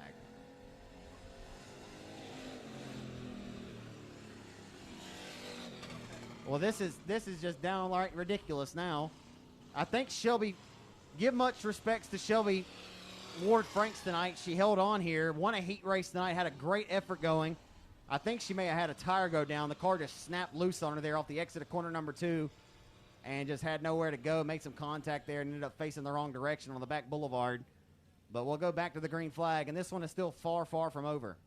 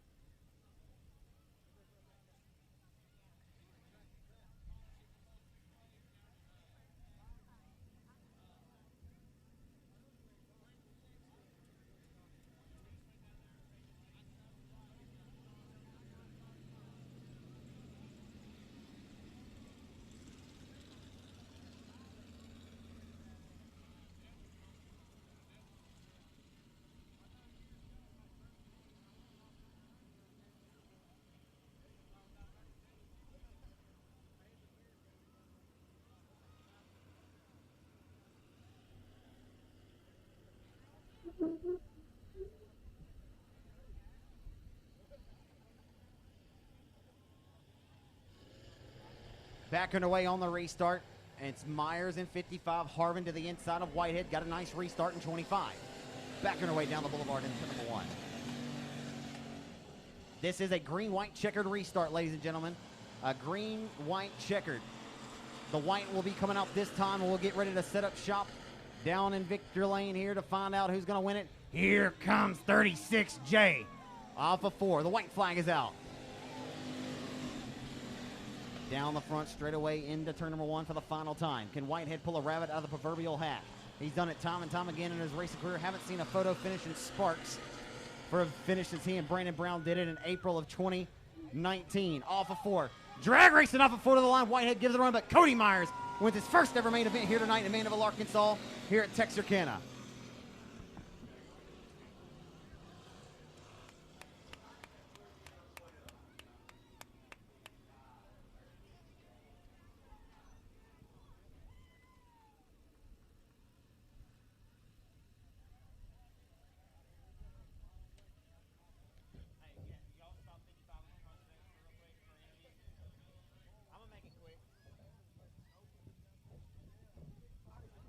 I'm going to head down and get a quick post-race interview with Cody Myers.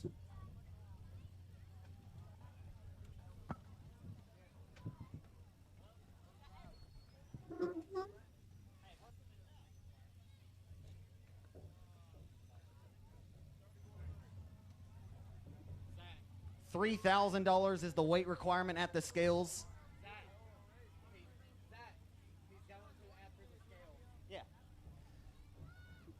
Of course, has to go over the scales and meet that $3,000 or 3,000 weight requirement.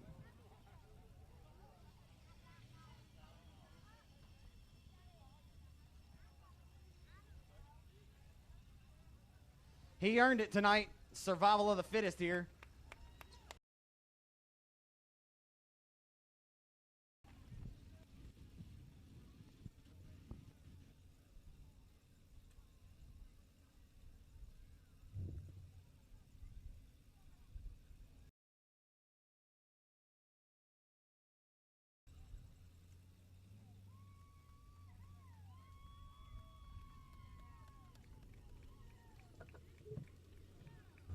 A new face. Black Diamond Racing Chassis Victor Lane here at the Texarkana 67 Speedway. He won $1,000 for winning quick time at last year's Mike Parker Moore. Give him a hand, 67 for long hair, don't care, 55 m. The Bossier City bad boy, Cody Myers in 55. Survival of the fittest, man. You jumped out front. You and Connor Mewburn had a good race early. Then caution after caution after caution, man. How much were you trying not to overthink yourself on where you should or shouldn't be on the racetrack, knowing probably Justin and a bunch of other hungry hounds are behind you there? Man, that got real stressful for sure, man. I knew Justin would be coming, and I hate to see what happened to Connor tonight because we had some bad luck early in that race when that caution come out. I hit a skidder tire right afterwards and kind of was nervous all night, so we got lucky kind of. $800 tonight for your efforts, man. Like I told the fans, you won $1,000 here winning quick time, but you've been really good here. You finished second to Neil here last year, but your first one ever here at 67, man. How's it feel? Man, it's great. I've always wanted to win here. It reminds me of champion, so it feels great. And what did you think of the racetrack tonight? I mean, opening night seemed like it was really racy. Man, it turned out really great. Fans are packed. That's great. So we'll be back. They did a great job tonight. Let's hear about all the great folks that help you out in this 55M. John Harvey Toyota, Lexus, Harvey Subaru, Joe Best with Twin City Towing for giving me this ride. My dad, J&J Motorsports, 1130 to Tiger, 93.7 Kiss Country at 98.9. Classic Rock, Jody Prince. Neil Kemp. And I got to give a big shout out to Justin Whitehead, too, with Outlaw Race Cars, for building me a damn good car. Absolutely. How about that legend right on the roof? Man, on the hood. Man, it's an honor, man. We miss Papa Ray so much, and wish he was still here with us, but we love him, we miss him. Absolutely. Congratulations, Cody. Well deserved win tonight for my friend. Thank you so much. Give it up for him, folks. Cody Myers out of Bossier City, Louisiana. And he's referencing how many of you folks knew who Papa Ray Ingalls was? 87 car, won many races around Texarkana. Of course, the father to Doug Ingalls and Jason Ingalls, builder of IRP race cars. But Joe Best, the car owner of this 55M car, long time been a supporter of Ricky Ingalls, who was obviously Papa Ray Ingalls' son.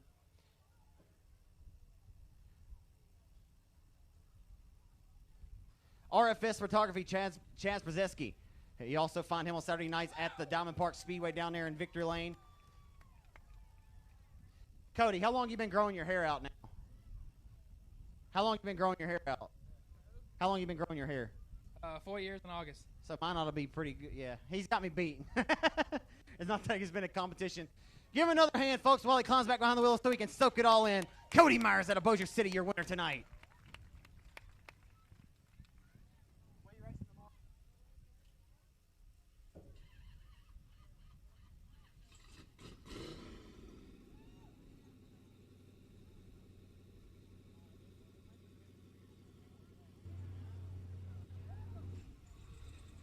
That John McLemore PTS power plant sounded pretty good when it barked back up there.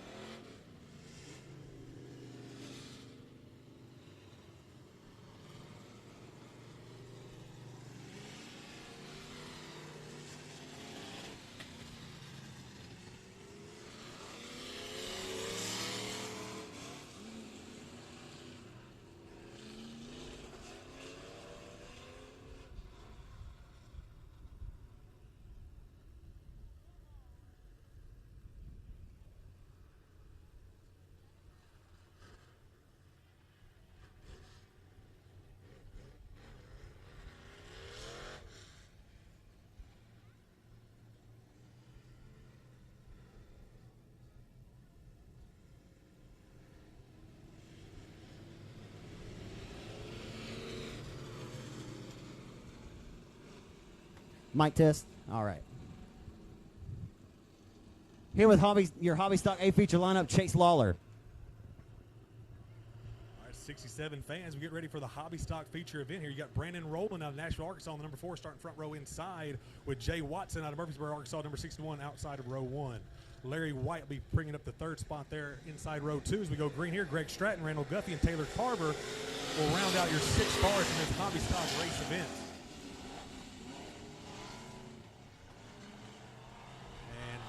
Immediately got a little spin over here in turn 1. They'll try to keep it going. No caution here. This will be the 34, Randall. The 24G, Randall Guffey, the one that spun there. No caution on the speedway, though, as we do keep it green here, Zach. I tell you what, Chase, it's been a couple years, man, but we used to have a lot of fun up here back in 2018. As the green flag stays out, we got a hell of a race brewing here for the top spot. What is this? Jay Watson on the inside here of Roland as they come down out of turn 4. And yeah, it's been a long time, Zach. I haven't been to a dirt track in a year myself, period. So it's good to be back out here and be at home. Feels good, man. And it's nice to have you back out here, man. As right now for the race lead, this is all you can hope for. If you got 2 cars, then guess what? You can have a race. And right now, these guys are going at it, laying it all on the line. The Arkansas racer, the pair of Arkansas hot shoes, who both have wins here at this racetrack. Roland's most recent victory coming in a limited modified, and Jay Watson with a victory here last season in 61. Right now, they're giving each other hell for the race lead. Jay Watson always fast everywhere he goes, and Brandon Rowland looking like Fred Durst out there, rolling down the backstretch as they go into 3 and 4, Zach. Absolutely. He's keeping the faith right now, rolling into turn 3 right through the middle lane of the 67 Speedway. And I think that momentum is just working to his advantage right now as that right rear quarter and doesn't really have one, but nonetheless is not slowing him down aerodynamically. Nonetheless, the 61 of Watson right there around those skidders. You couldn't slide the Holy Spirit between his left side and those skidder tires right there as he rolls to the bottom side of the racetrack. Yeah, he's hugging that inside. He's hugging it tight here. He's going to stick to that line. Roland, though, kind of sticking to that outside hit groove as he comes back around here. Right now, he's able to kind of gap Watson just a little bit coming down the front stretch here. It's a two-car race, to say the least, in this hobby stock class. Yeah, right now it's kind of fanning out quite a bit around the speedway, but nonetheless, we're about to approach just a little bit of lap traffic, and you got to think that maybe it might impede the progress of Roland as the 61's right there nipping at the heels, Chase. It's still anybody's race at this juncture. Yeah, lap traffic may come into play here. Randall Guffey's running that little bit of a higher groove. As we say that, Roland finally moves down to the inside line, kind of takes Jay Watson's line away as I think he's preparing to close up on Guffey and maybe try to make that pass. Yeah, I mean, because if he goes high anywhere, he needs to pick or choose where he should or shouldn't go, and right there in front of him, he's going to lose the handle, but he'll get by unscathed. Yeah, it looked like Roland saw it coming there. He had to kind of cut it down low, and Guffey able to keep it going there. No caution, but a little bit of a scare there for the 40 as they came out of the turn 3 and 4. It's Guffey's second spin here in the race, but no cautions. Yeah, Guffey better get it back up on that Huffy, as he's having a hard time with it right now as they hustle off and forward. If anything, it hurt the progress of the 61 of Watson, who is really pedaling his bike really nicely around the hub of the racetrack, sitting forth and keeping up with the pace anyway, as right now there's going to be two cars up in front, the 32 machine, and hard to tell from my vantage point from where I'm sitting, but nonetheless, a pair of cars 2 lanes wide in front. Where will you go? And like I say, where will you hide? As right now, off of 4, Roland inching in closer on that lap traffic chase. Yeah, lap traffic is going to be a factor here once again for Roland. He was able to manage it with Guffey, though. We'll see those again. He got 2 faster cars right now in front of him compared to what Guffey was running. Guffey's been real loose here all night. Roland's catching up, but he is gapping Watson, so it may not be a factor, Zach. Yeah, one thing about it, though, Chase, is they're just fast enough to be in the way. And there you go, right here. And it's just balling him up just a little bit, and 61's licking his chops, just hoping anything, a prayer. But now one car in between himself and the nose, or the rear deck lid, rather, of the 4R of Brandon Roland right now with that solid-bodied white machine as he rolls through 3 and 4 this time off of turn number 4. And Watson needs to clear Larry White just as easily as Roland did to even have a chance to get back up here with Roland. He's now struggling with Greg Stratton in the 81 and try to get around him, looking on the high side over here in turn 1 and 2. They try to diamond low here coming out of the corner, Zach. Yeah, he can't quite find the lane to get around. Stratton is nonetheless still giving him hell down the back straightaway. And Watson's inching in closer because the 4R cannot find the lane. He'll diamond down to the low side of the racetrack this time. Stratton will show him some respect, and he'll get by unscathed as we're working down to it, Chase. Yeah, not bad at all. Watson going to look at the inside of Stratton this time. I think Stratton maybe knows he's there, might take it easy on him, but probably not.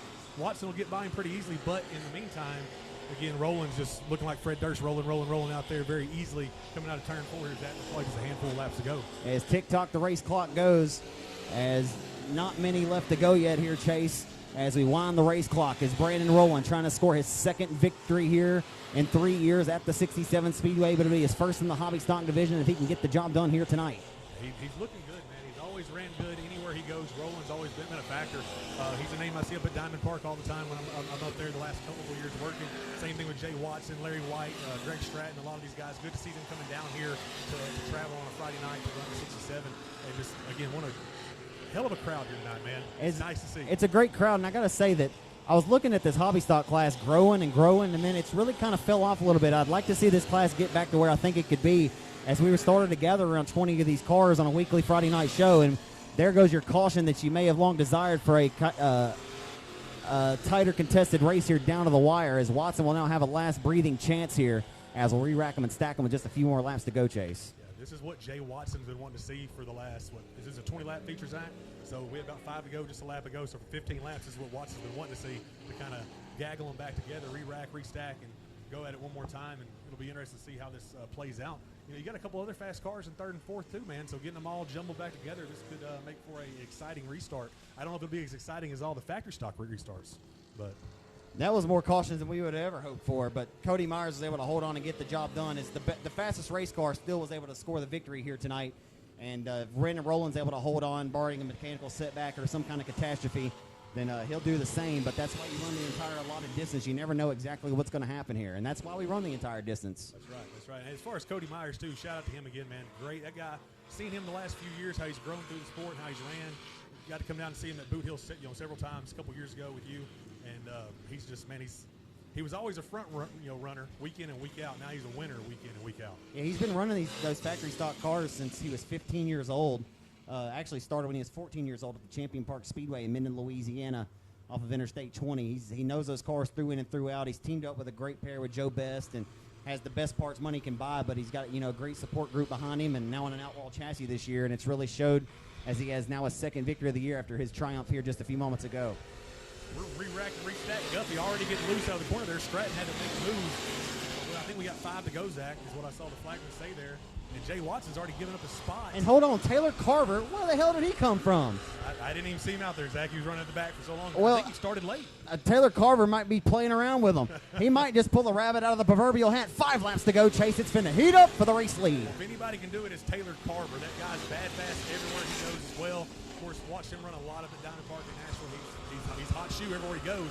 Can he catch up with Roland, though, as Watson is now closing the door for second in turn 3? Taylor Carver has went up to Lucas Oil Speedway, Wheatland, Missouri, and won the Slick Me shootout and one of the biggest street stock races of the year, paying $10,000. He's went to the Texas Motor Speedway dirt track and won the U.S. National Dirt Track Championship in a station wagon. Had the guys like Casey Kane and Tony Stewart retweeting. They just saw a station wagon win the factory stock race out there. It was a pretty big deal for him as Watson's got a good fight to his back bumper once again. As I tell you what, Brandon Rowland just may have the baddest hot rod of the bunch. Yeah, for sure right now he does. The race is going to be for second as we kind of get down the winding laps here, Zach. What can Jay Watson do? Can he let the Blue Jay fly, as we used to say? He's got the white car now, but, Taylor Carver is holding a steady lead over a couple links by him there. Watson nipping at the shoes, but I don't think either one of them's got anything for Rowland.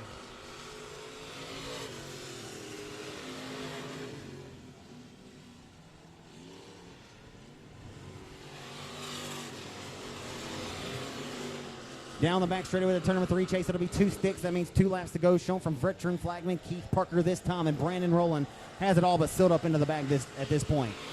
Yeah, 2 to go here. The race is going to be for second. Unless Rowland has a mechanical problem, something like that. He looks like he's got this one probably in the bag. He's got a lap and a half to go around here.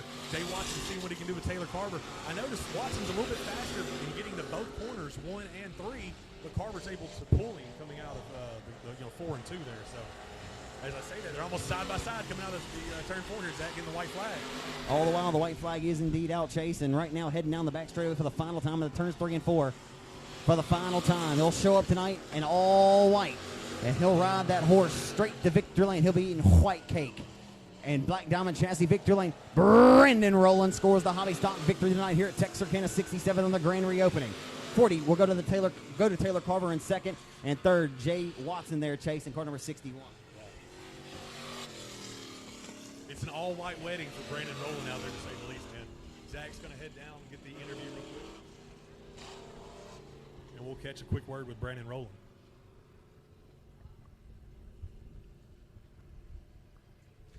So, wow, that thing's loud, isn't it?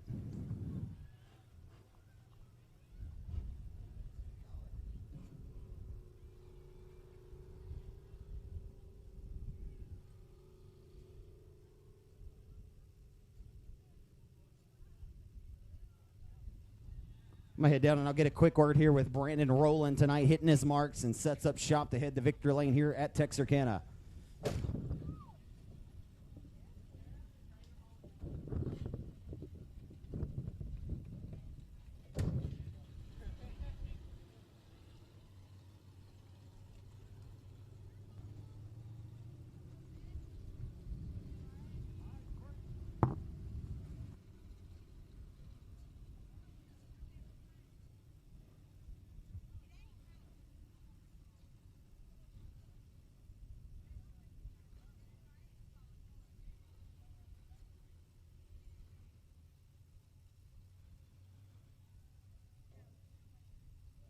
This is Brandon Rowland's first win since winning a limited modified feature event here in October of the 2019 season. As he'll hit the scales here.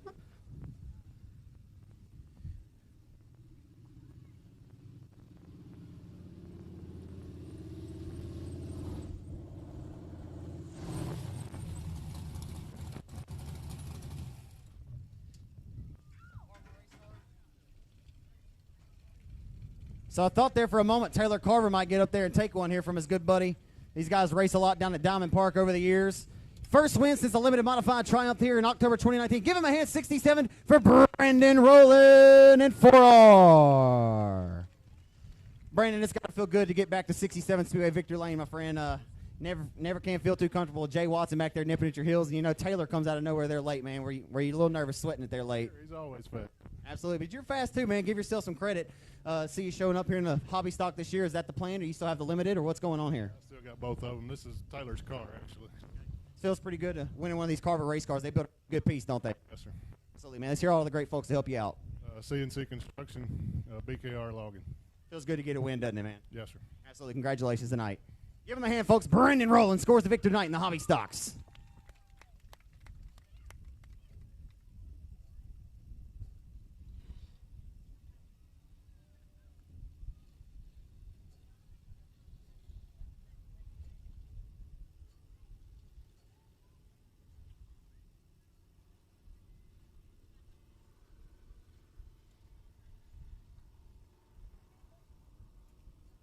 I want to thank all of you great race fans. Still got a nice crowd here. I know it started off a little rocky, but it ain't been too bad, has it?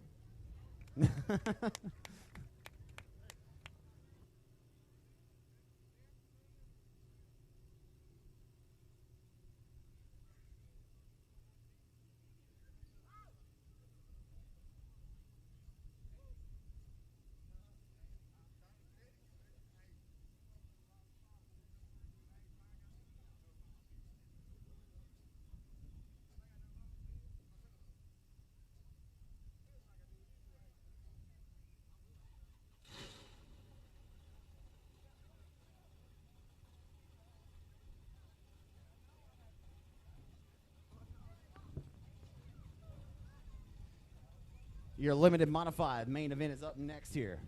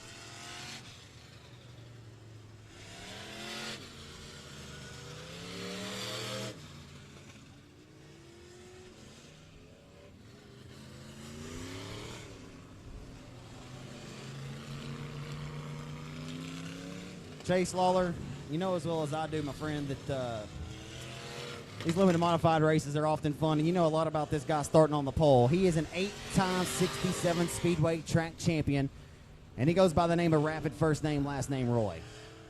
Birth name Aaron, last name Roy. And he drives the Texarkana Emergency Center Presto Magic Clean RPM performance-powered Mafia chassis number 35. It's the Red Lick, Texas racer Aaron Roy, your pole sitter tonight.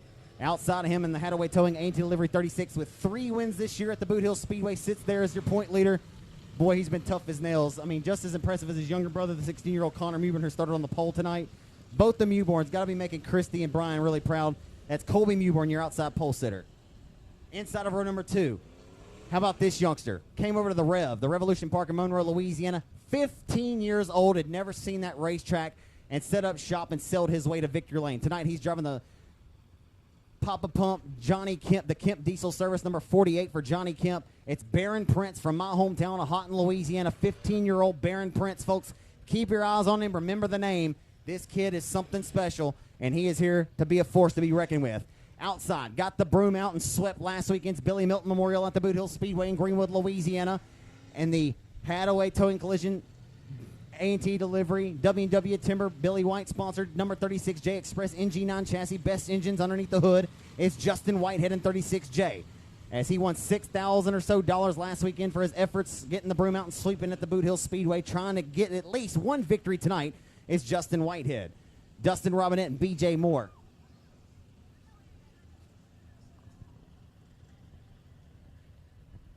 Starting seventh, Chase just by to our car.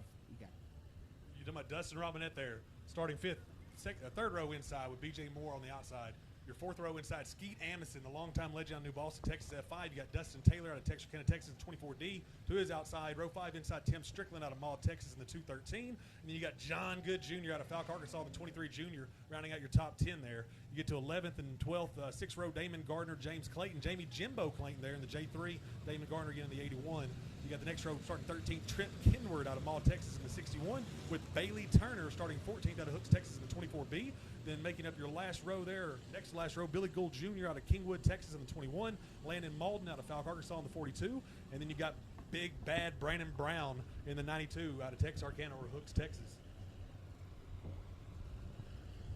It's amazing in the short time I've been away, Zach, about a year, about all these drivers that switched up classes and running different things, man. It's been impressive. Seeing Colby Muber and what he's been doing, amazing. Yeah, third-generation racer, son to Brian. He's really stepped his game up. I think he's as good as Brian maybe ever was, and he's got a good start on the outside pole here of Aaron Roy. The 8-time track champ Aaron Roy going to get snookered on the start from the 36, and they'll hustle their way into 1 and 2 on the start of this one. Chase, they head down the back boulevard in 3. You know that 36J is going to be lurking right there as they roll into turn number 3. Justin Whitehead, Barron Fritz right there chasing them down. You got them 2 by 2. Then single file behind that, but you got a gaggle of cars. Gaggle of good cars. Justin Robinette trying to waste his great way up. He rounds up the top 5. You've got a 3-way battle here between the cousins and Aaron Roy there. I'll tell you what, it's heating up to be a good battle tonight. Aaron Roy right around the hub of the racetrack. Not sure where Adam's at tonight. Maybe at home taking care of the kids. Off of turn number 4. Right now, this kid, though, his older brother, Aaron, right now trying to hustle back for the race lead. He didn't like his start, but he likes it, he loves it, and he wants some more of it. He's going to dig around the hub of the racetrack, Chase, and here comes 36J. Yeah, I tell you, 36J is just looking for somewhere to go. I'm not sure that Aaron or Colby are holding up by any means, but Aaron, he's shooting some sparks out of the back end on both sides. I don't know if it's a brake problem or what it is, but he's about to give up the spot to Jaws, Justin Aubrey Whitehead, going into 1 and 2 here, Zach. And what's so impressive about Colby, just watch him drive that car on the edge of disaster. He has become one of the most. He can be aggressive when he needs to, and you got to think he learns that from his father, and he just gets that talent honest.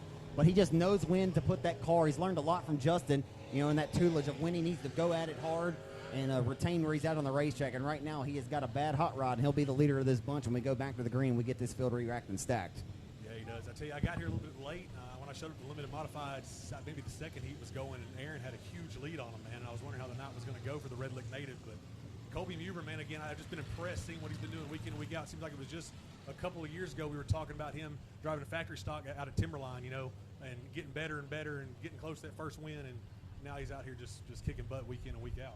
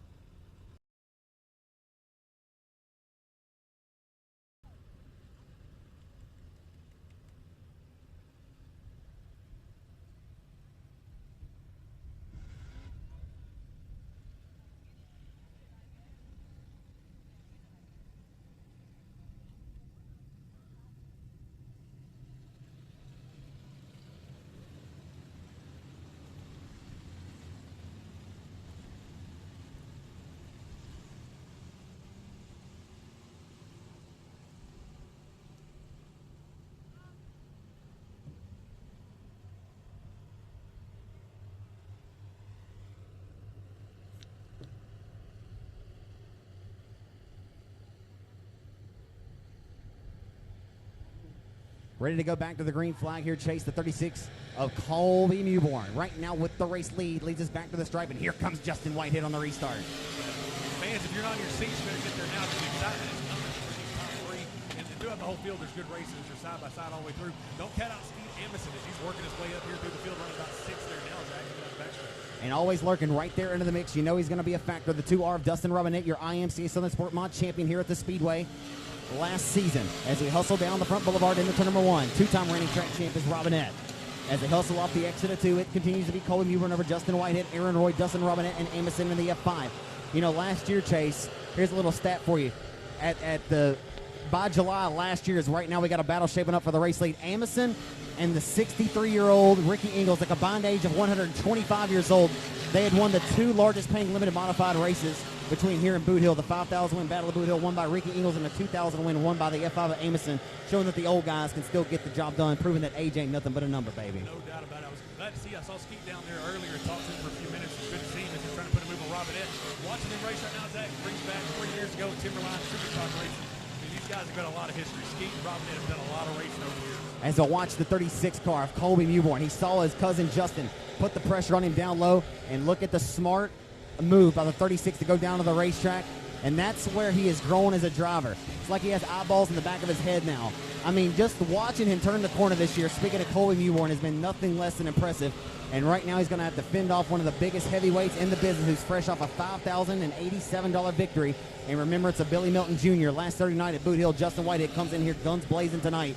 And he's going to have to get up here and steal one from his cousin Colby Mewborn if he wants to get this job done here tonight and not get 2 seconds for his efforts. Yeah, he's got a little bit of work to do. They're running the same line. I noticed both corners are back. And Colby's starting to edge away still again. But again, like last race, lap traffic is going to play a factor. John Good Jr. is a little loose out there on a banana peel tonight. And he's right in front of your leader, Colby Mewborn. But they're running different lines, so that may help Colby maneuver around him when he gets there.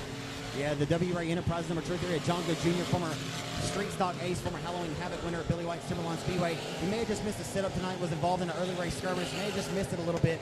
He's fast enough just to be in the way a little bit here, as 36 going to have to find his lane, but he'll go to the low side this time. We'll see if it gives any kind of problems to Colby Mewborn as he executes right off the exit of corner number 2. Yeah, it always makes it a little bit more dangerous when you've got a good car and the car's going to lap down. You know, after issues like you said, it makes it a little bit harder for him to get by. And Colby Mewborn looking on the inside right now, John Good Jr. coming down the front stretch here. He's not going to be able to yard him in here, Zach, but he's working on his hard. And as he's doing this, though, I'm impressed because he's still pulling away, I think, a little bit from Whitehead. Roy's not able to catch Whitehead either. The real race on the track right now is still in for 4th to put Skeet and Dustin as they're trading it back and forth. And John Good Jr. racing for his same lap life.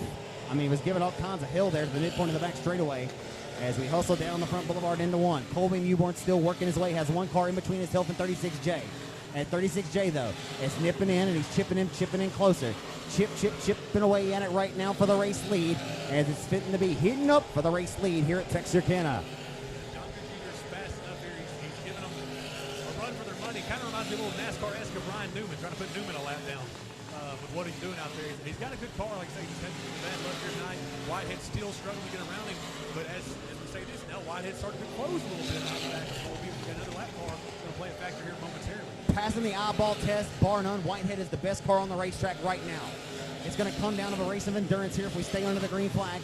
We're about to find out who's got the baddest hot rod of the bunch, and Whitehead right now is passing the eyeball and the smell test. Working down the back straight with Landon Malden, going to be the next car to be put down a lap here as he's working the 3. And Whitehead's going to go to the top ropes this time. We've got a race for the lead coming up here. Zach and Malden is going to be all in the way momentarily, but you know, I think you're right. Whitehead has clearly found a little bit of a faster groove or something with the car that he's changed. It's a little bit better here than Colby. As they come out of the corner, he's all over the tailtape. And Colby hears him. He knows he's there. Now he can feel him in his peripheral. Into turn number 3. Whitehead's going to look to diamond off the exit of 4. He'll check the throttle. No, he'll stay in it. To the outside, Whitehead's going to lead this lap at the line. Lap traffic, and he'll dive down to the low side of the racetrack, and that's a veteran move across the nose of his cousin Colby. Hello and goodbye to you. Colby Mewborn up to the challenge, though. Chases it's heating up at Texarkana. Look at this move by Colby Mewborn. Slide job for the race lead. Yeah, oh, no. And Colby Mewborn was going to park it. He was going to win it or wear it. Yeah, I would say he put a stamp on it, but he forgot to lick it, Zach, as he went into 3 and 4 there, and it just got a little bit loose on him. And, you know, that's going to be the difference in the race, I think. Lickety split right there, folks. I tell you what, you got to give him up for it, though, folks. He was going to drive it in there deep. He drove it all the way back to Interstate 30 before he turned left, folks. I tell you what, if that wasn't impressive, if he would have just held it, it would have been that much more impressive. But how about Colby Mewborn tonight, folks? What a drive by that youngster, man. He has turned the tide in his racing career, and he is a force to be reckoned with. He's part of the reason the seats out here are this full, getting to watch a kid like him and race and what he does. And as they used to say, we could tell you the seat, but you only need the edge when you got racing like that going on in the limited modified class. And I love this racetrack, man. This racetrack, time and time again, provides some of the best racing you'll find anywhere in the United States. And I say that, folks. I've called the action at a lot of great racetracks. This place is good, and that's why I think a lot of you folks are still sitting in your seats. Texarkana 67 Speedway race fans, I want to hear you having a good time here tonight. That's what I'm talking about. As Justin Whitehead is working the wheel, and like I say, he's been working it well, like he does time and time again, in that brand new Express NG9 chassis built by Shane Hebert, as we already have them re-racked and stacked. So I'm wondering, are the fans thinking it's all Whitehead from here on out? Can Aaron Roy do anything? Anybody here think Aaron Roy's got something for him? What do you think, race fans? Does Aaron Roy have anything held up here? How about Dustin Robinette in the number 2R car? You got a couple Robinette fans out there, I see, for sure. Absolutely. He's got some fans. As he'll win it away, we're back underway on the restart. Skeet Emerson Snooker's the 21, and we're back underway hustling into turns 1 and 2. Side by side there for second. Aaron Roy on the inside, Dustin Robinette on the outside as they try to race it down the backstretch. Roy going to start the yarding a little bit down the backstretch. Got a good run coming out of turn 2, going into 3 here. And right now, though, Whitehead just inching away. Whitehead starting to hit his marks and separate himself as we're working down to it, folks. Emerson flank there to the outside of the number 21. We got a good race brewing back there for the 4th spot as they hustle into turns, or for the 3rd spot rather, as they exit a corner number 2 and head down the back straightaway. And you got the Robinette and Emerson show racing the 3rd. They've been side by side pretty much this entire race. And look at Roy. He was at the tail take of Whitehead there in 3 and 4. Whitehead's able to yard him a little bit here. As again, you look at Skeet and Robinette, man, you got good racing for 1st and for 3rd. I tell you what, Billy Gould Jr. is having a hell of a run tonight. He started way back in the field. He's up to the 5th spot in front of number 21. Rounding out your top side, not a bad run for Gould as well. Pretty good haul for Gould, too. He's a few hours out from here, isn't he? Yeah, races here week in and week out, though. Anytime the doors are open, he's more than likely going to be here. As right now, Robinette, 2 laps to go this next time by. 2 to go this time by as they head down the back boulevard. The battle for 3rd, that's the best battle on the racetrack. That's where your eyes appeal to. But can Aaron Roy pull a rabbit out of the proverbial hat here? They get the 2 to go for the flagman here, Zach. What can Roy do? And look at Billy Gould trying to make it a 3-way battle here between Skeet and Robinette. It's been interesting, too. It's been Skeet on the mid-groove all night and Robinette on the low side. And finally, Skeet shuts the door as he gets by Robinette. It's pretty much that's your best race on the track there with Gould edging out the top 5. Roy going to make a run on Whitehead again here in the corner, but looks like Roy's a little bit better getting in the corner. Whitehead a little bit better getting out of the corner, though, with 1 to go. Not sure if he's got anything for him, Zach. Final time heading down the back straightaway this time. He'll ride the wave back to Texarkana 67 Speedway Victor Lane. $5,087 richer in his NG9 Express chassis debut last weekend at the Boot Hill Speedway as Roy gave it a last-ditch effort. It won't be enough. The driver of the Hadaway Towing Collision AT Delivery WW Timber 36J, Justin Whitehead, scores the opening night grand opening victory here at his home racetrack tonight. Aaron Rapid Roy out of Red Lake, Texas, take the unofficial 2nd spot with Skeet Emerson in 3rd.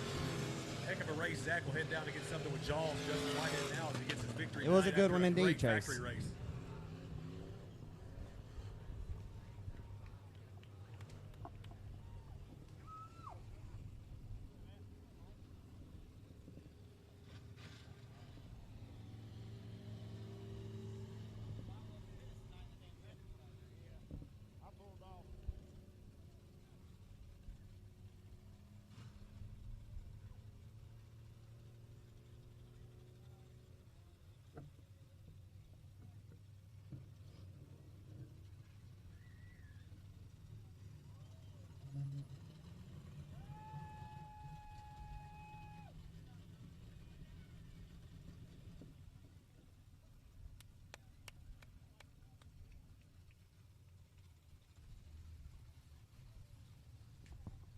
As mentioned, folks, swept last weekend's Billy Milton Memorial at the Boot Hill Speedway in Greenwood, Louisiana. And the RaceOnTexas.com, Don Wilde, Racecraft, Best Engines, Maxima Racing, Oils, WW Timber, Express Bordelon Septic 36J, Justin Whitehead at the home stretch tonight takes the victory.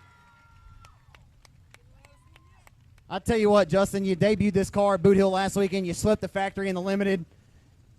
What a race, man! You hung on to it there. You and Colby were going at it. He threw a Hail Mary down there 3 and 4, just didn't quite stick, man. It's got to be so much fun racing your family like that. Man, I was a real big dummy trying to race him. You know, obviously we're cousins, so we're gonna race each other harder than anybody out here. I smoked a Uke tire, knocked my car out of tow. So I just riding, and I seen his still himself smoked a Uke tire and got a flat. So I started racing harder again. And I'm not real sure what he was thinking going into 3. All I heard was, wham! Hey, he did, man, and I thought it was going to stick for a minute, and it went around. And he's not kidding, folks. From where I mean, that right front's towed out pretty good, isn't it? Oh yeah, Ben gonna be pissed. We got a spindle, and luckily it held together and was able to finish the race. Damn it, Ben. Hey, but man, I tell you what. What does it feel like behind the wheel of the race car? I mean, you can feel it because you're an expert driver. I mean, what are you feeling behind the wheel after you make contact? How much differently do you have to drive the car? We run a steering wheel with a line dead in the center. It completely turned my steering wheel around, so I knew something was wrong instantly. I was just hoping we could hang on to it and get a good second, and then I didn't see him hit a tire, but I assume his left front just didn't go flat for no reason. How nice is it to be back racing here in front of the hometown fans here at 67 tonight? Man, it's fantastic. The 15-minute drive is what's fixing to be fantastic. Yeah. Man, it was obviously nice to win at Boot Hill last weekend, and in memory of Billy Melton. That'd be pretty big to storm this car right out of the gate with a big win and roll right in here tonight to your home racetrack. Man, this thing's been awesome. I can't thank Shane enough. Obviously, Club 20, A&T Delivery, Pro 1 Transmission, WW Timber, LLC Trucking, like I said, Express Race Cars, my wife, Sarah, my dad, Brandon, everybody at the shop. They're a hell of a lot of help. Not quite a sweep tonight. Final thing, Cody Myers gets a win in an Outlaw chassis. I'm sure that's just like a win for you. A second and a first. Not too bad tonight, Justin. Oh, yeah, I gave that one everything I had, but I can't be happy to be beat by one of my guys. Congratulations, my friend. Thank you. Justin Whitehead, ladies and gentlemen, your limited modified feature race winner tonight. That dude's a wheel man, I'm telling you. that left or that right front really is cocked all the way to the right.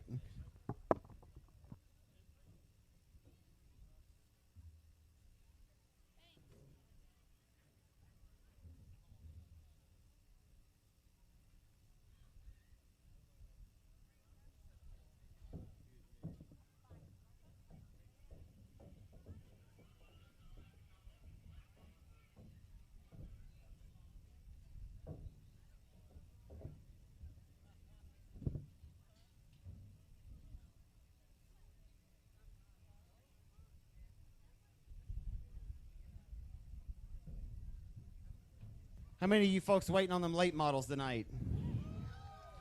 What'd y'all think of that heat race earlier with Catman John Mitchell and Little Robbie Starnes? That was a really good heat.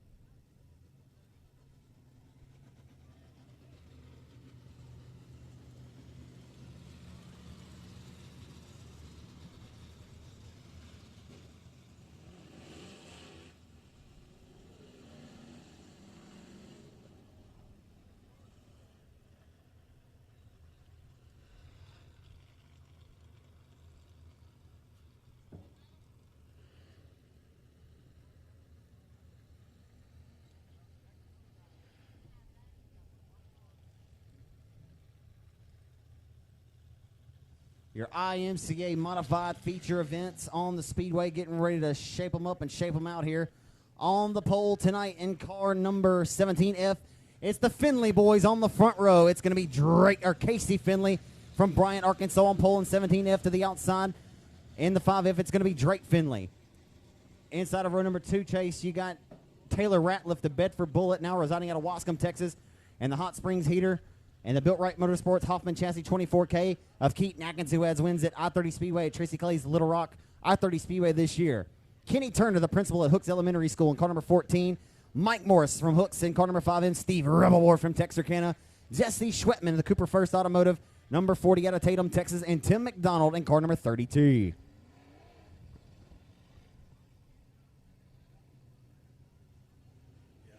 Again, Zach, kind of nostalgic being up here tonight to do something with you. When IMCA Racing kicked back off in 67 a couple years ago, we got to be a part of that. And it's been one of the best things that's happened at Texarkana Speedway by far.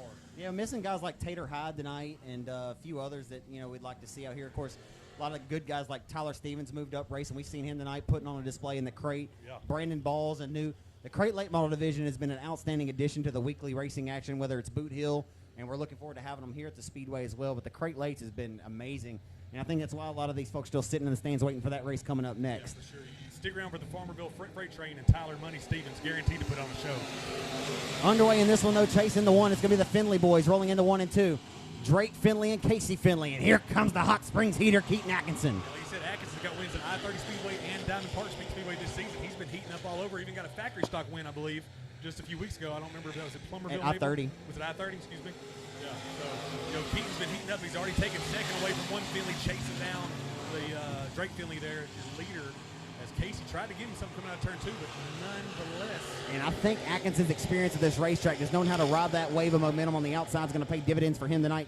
Watch him rocket off the exit of corner number 4 this time and get a run to the back of the 5F of Drake Finley for the race lead. Yeah, you're right. Keaton's been here week in and week out since IMCA modified racing kicked off at 67. Not so sure he's missed a race here. He Yeah. may have perfect attendance here, as right now it's going to pay dividends for him. He's going to go head to head with a heavyweight who would have to still wins from down at I-30 at Tracy Clay Speedway down at I-30 as they head down the front straightaway into turn number 1. It's Finley leading the charge over the Hot Springs Heater of Keaton Atkinson at Hoffman Racing Chassis, Built Right Motorsports entry. And here comes Atkinson for the race lead. It's heating up front, Zach. NBA Jam style. It's the high side going to 3 and 4 on top of Finley there. They're going to be almost side by side coming out the corner. I think Finley will be able to yard him, though, a little bit here coming down the front stretch. With these crate late models, with the chip they have in the motors, it's all about that power band and keeping the momentum wound up. You want to keep these cars as straight as possible. That's why you find the racing action in this class so competitive week in and week out. You really have to drive the absolute SHIT out of these cars. As right now doing a hell of a job of it, that 24K of Atkinson, but Finley too strong around the hub of the racetrack. The quicker line around right now. Yeah, he drove it in real deep into turn 3 and 4, and he's going to have to do it on the high side. Looks like Finley's got the bottom line sewed up there. He's going to make Keaton work hard for it on the high side there. You're going down the backstretch, he'll kind of throw a little bit of a block there, but he'll stick to the inside. We got a caution. Jesse Schwetman over here out of Tatum, Texas, making your long haul in probably. As he's another one, though. Jesse's been here pretty much. If his car wasn't running, would be the only reason he wasn't out here. He's been a good show for 67 and the modifieds as well, showing up week in and week out. Yeah, Jesse's a good guy too. Teched many of these cars week in and week out. From Lone Star, Arkle, Texas, Boot Hill. I mean, he's teched. He knows these cars through in and through out. He just has a deep-rooted passion for dirt track racing, and like that, guys like Jesse are what make this sport great. He's a weekly guy, and oftentimes he'll park the race car because he likes to go fishing with his kids and bring the camper out and just have a good time with his kids, and doesn't get the race as often as he'd like because he might be out, getting mud on the tires on his four-wheeler. He's just a good outdoorsman, if you will, but just a good guy as well. But it's always good to see Jesse out here having a good time in that number 40. He'll get it re-racked there to the tail here. We'll see what he's got.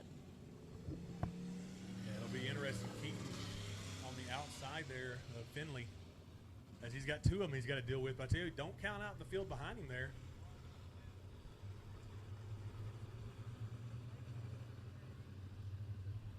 Taylor Ratliff, Kenny Turner. Ratliff was fun to watch in the heat races, Zach. He put on a hell of a race. As we're going to go back green here, see if Keaton Atkins can do anything with either one of the Finleys here to keep it in second. As Drake leads him down. You got Drake Finley first, Keaton second, Casey Finley third. And here comes Kenny Turner. Is that right, in the 14? Yeah, the principal, I'll tell you what, he's got the old Scantron rolling tonight. As right now, Atkinson may very well win this race, driving it all the way to 67 Speedway in turn 1 and driving it all the way back to I-30 in turn 3. Yeah, he's hooked up on that high side, Zach. He's just got to get the run to be able to get it done as he tries to diamond out the corner and shoot down low. As Finley is hooked up, though, on that 5, man. It's going to be a good race up front all the way to the checkers in this one. Mark my words, Chase took it right there out of my mouth as the number 24K of Atkinson. You'll start to see him drive off the exit and diamond off the corner. Watch this run he'll get as he drives it up and sends some dirt up into the Mandeville night sky. He'll diamond off the exit and watch the run he gets down the back straightaway, trying to pull even to the back deck lid. Can't quite find it, but he drives it all the way deep back to I-30. Here comes Atkinson. Yeah, a little bit too deep that time, it looked like Zach as he pushed up the corner, but he is right there just as close as he's been on any lap at the back of Finley here. As you like to say, looking up the shorts there. Absolutely. He has got to feel the pressure Finley does. Breathing down his neck for the race lead is Atkinson down the back straightaway. It's heating up into turn number 3 for the race lead. And there's Finley. He may have just lost himself the race by worrying about what Atkinson's doing as he may try to exchange lines. Yeah, he tried to change the lineup, and that I thought would open the door for Keaton, but they'll swap it back over here in 1 and 2. Keaton will return to the high side, break back down the low side, but as he dimes it off that corner, that run off of 2, that's where he's looking the best at coming out of the corners there, Zach. If he can just close the doors, we may get a caution here. In a Finley sandwich right now for the race lead as we got one around, and the caution comes out just as one gets ironed back out, and we will have no other choice as the Bedford Bullet Taylor Ratliff the reason for the caution in 48. Ratliff had a good run going there. I didn't see what happened to him over in turn 1 and 2 to get him turned around there, but there were some good races. We were watching the front. There was some good racing going on behind him between the Bedford Bullet there and Steve Ward, Mike Morris out there. Good to see Mike Morris out here too, man. He's been racing out here for 20 years at least. Elder statesman, he's one of the good guys too. Always greets you with a smile on his face and a good firm handshake. He's a good gentleman of our sport. As right now the Finley boys have Atkinson in a Finley sandwich. As those 3 are going to be the 3 horses here. But tell you what, Kenny Turner, if I go to school at Hooks Elementary, I'll be thinking my principal's a pretty badass. You know what I mean? Yeah. And as a Hooks native, I have to say I appreciate seeing him. Well, you out from here. Red Lick. Well, I graduated from Hooks. I know. But yeah, but you're right. I'll never give up those Red Lick roots. Going back green here, Zach. What can Finley do? What can Atkinson do?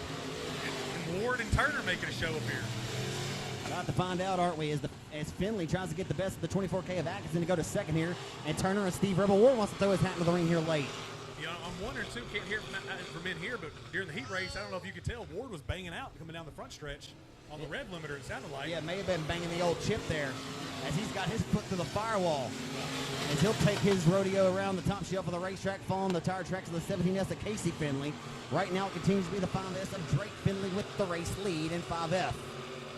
Here comes Keaton, though, like you say, up on the high side where Grandpa keeps a good bourbon as he tries to dime it out of the corner there to catch up with Finley. Still caught in that Finley sandwich, Zach. I don't know what he's got to do different to get up there and get around Drake. Everything that the 5F of Finley has done to this point has been flawless.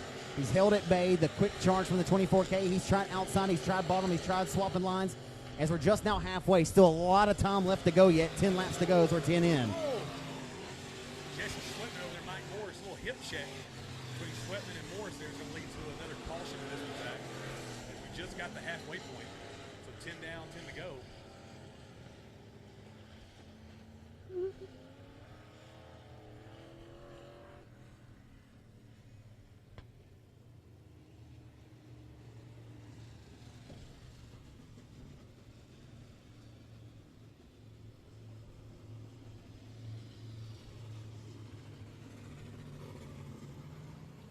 You know, Zach, if I'm Keaton right now, I'm trying to think, what can I do different on this restart?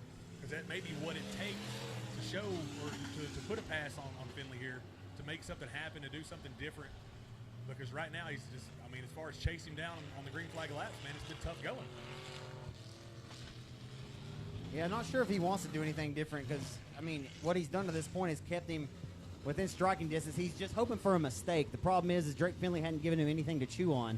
If he makes one mistake, Atkinson will be right there to pounce and take advantage. But just racing a real smooth, smart racer tonight. And Casey Finley right there licking his chops as well. If Atkinson were to make a mistake, he's trying to make it a 1 and 2 punch for the Finley brothers tonight. Yeah. Like I said, Keaton's.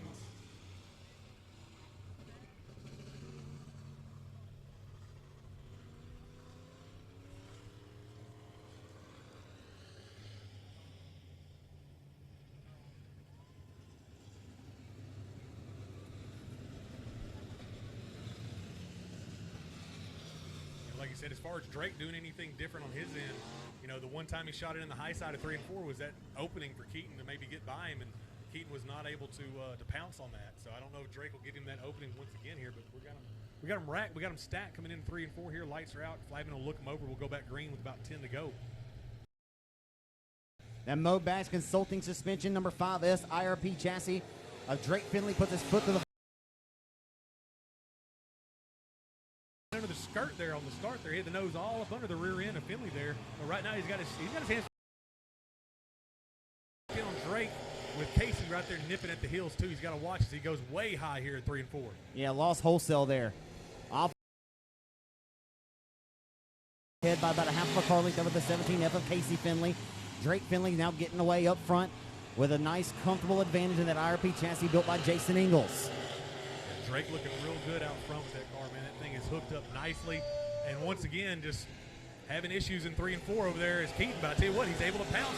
Casey kind of had to react to that, Zach, and he's going to be able to get the spot back, I think, going into 1 and 2. Something going on with Atkinson's car there. He lost a lot of side bite, loses that spot there, has had to cross lines as the 17F threw that slider on him. Just by happenstance, wasn't necessarily set up that way, just took advantage of the lane duck there. A rare mistake there for Keaton Atkinson as he phased the third. Yeah, unfortunately, Keaton kind of waiting for maybe Drake to make a mistake and ends up making one himself and getting up the spot there. But he's not going away without a battle there, Zach. He's all over the inside of Casey Finley coming down the backstretch. They're almost side by side as they'll set it up going into 3 and 4. Continues to be that RE Motorsports KR Promotions. Number 5F of Drake Finley out front, hustling his way around the middle lane to the Texarkana 67 Speedway, doing no wrong here tonight, is yet to give anything for anyone to chew on to take advantage. And Atkinson right there through the rumbly stumblies around the hub of the racetrack. And around goes the Bedford Bullet Ratliff, and we'll see if he can get it back fired up. And we will go back to the caution flag. As we waited to see if that was going to come out, what a race back there for 5th, too, between Turner and Ward, man. They're side by side, kind of like the Skeet and Dustin Robinette battle in the limited modified race. They've just been side by side for almost this entire thing.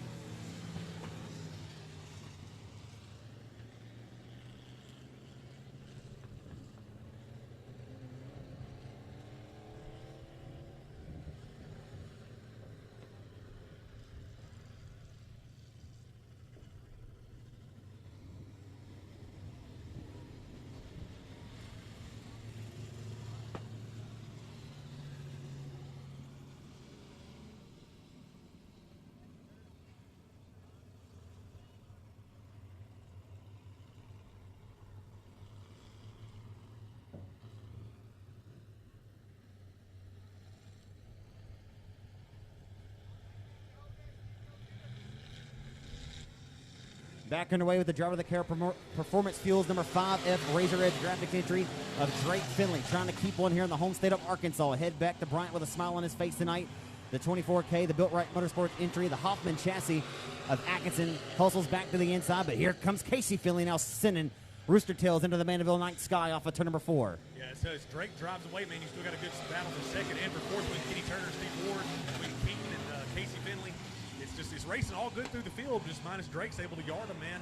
He's been the hot shoe of the night here. No mistakes been given for any of these guys behind him to chew on. It's been all Drake Finley all the time as a hell of a battle continues here for second with Keaton Atkinson, the Built Right Motorsports Hoffman chassis 24K, that autism awareness entry as they hustle into turns 1 and 2, trying to put the pieces back to the puzzle is Atkinson. Around the hub of the racetrack, they're still neck and neck, side by side for second. It's heating up for second into turn number 3.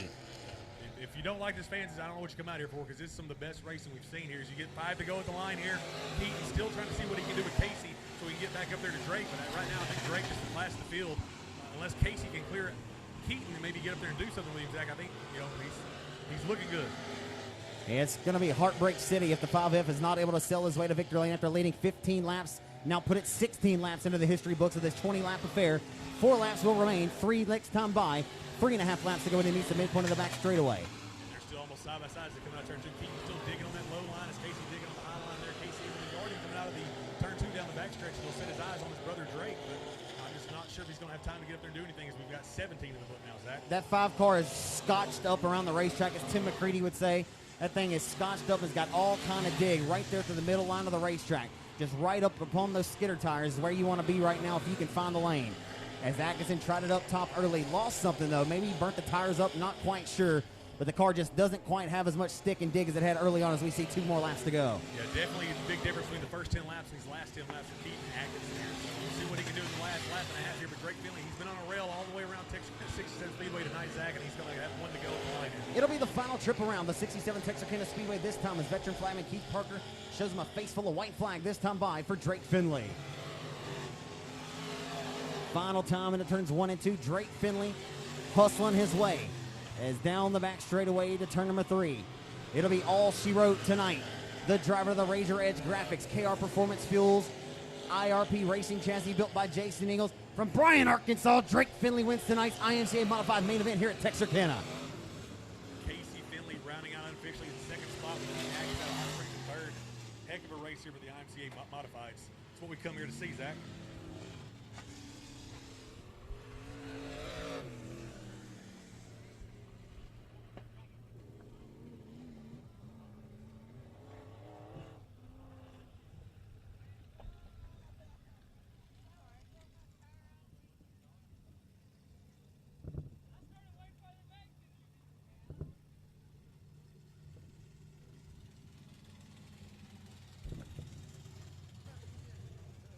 That thing don't sound too good.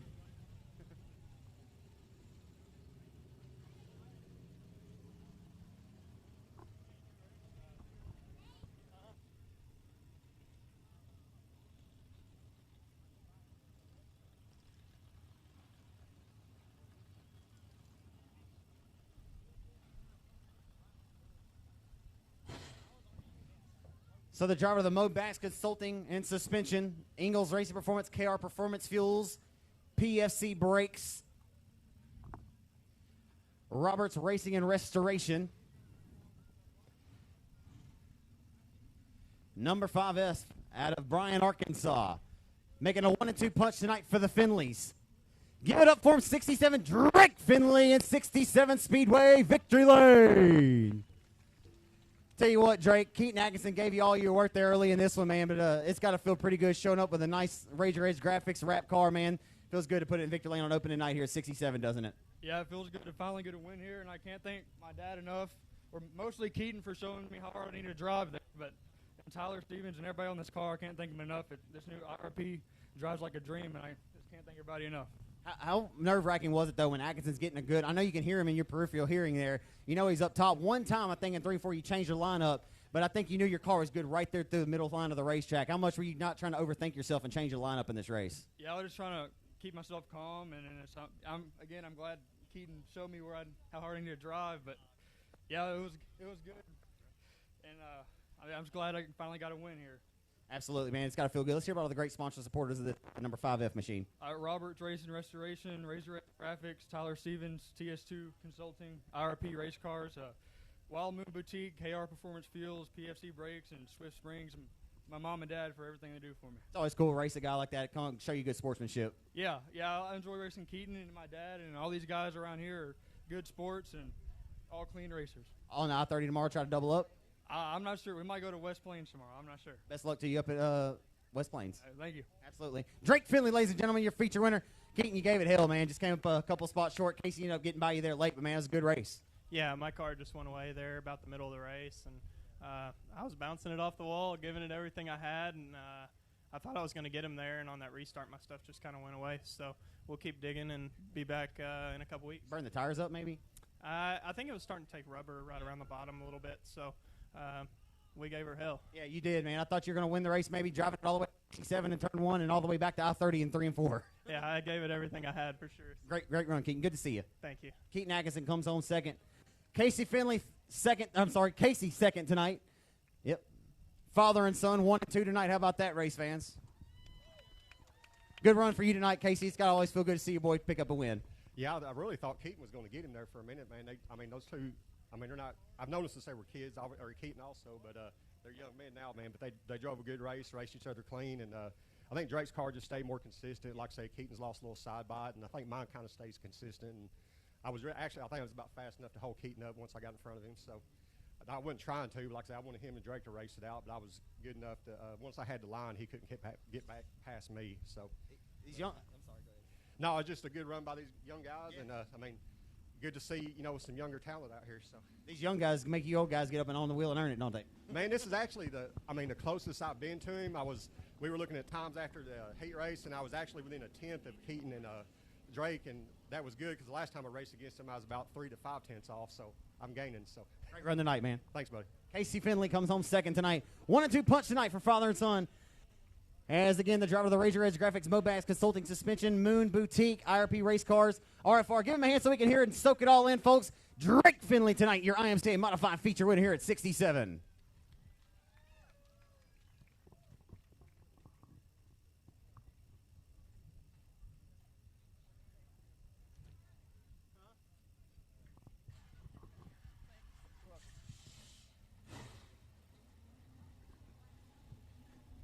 Are you ready for some late models?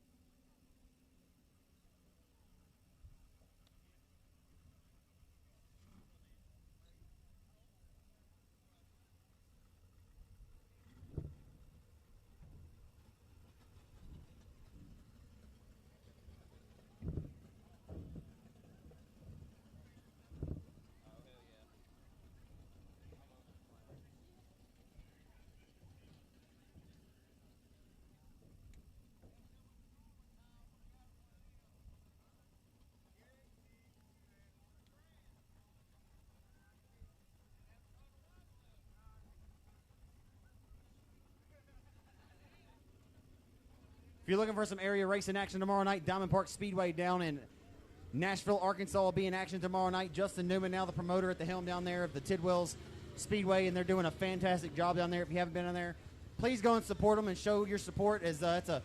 I've announced down there several times. It's been a few years, but always enjoyed going down to Diamond Park and look forward to maybe getting down there sometime in this 2021 season. But go support that place as it's certainly one of the best racing services in the great state of Arkansas. That there is no doubt. You're looking for something to do tomorrow night. That's definitely one of the hot places to be down at Diamond Park Speedway. Zach, thank you for allowing me to come over tonight and have some fun with you. It's good seeing you. It's good being back at Texarkana 67 Speedway. We've seen a lot of familiar faces. I've been out here tonight. It's good to see everybody. The rumors of my demise were greatly exaggerated, but I'm in a lot better place here, and I'm just glad to be back, man. Glad to have you, man. I appreciate you, bud. Absolutely, man. We had a lot of fun back in 2018, and it was always a good time, man.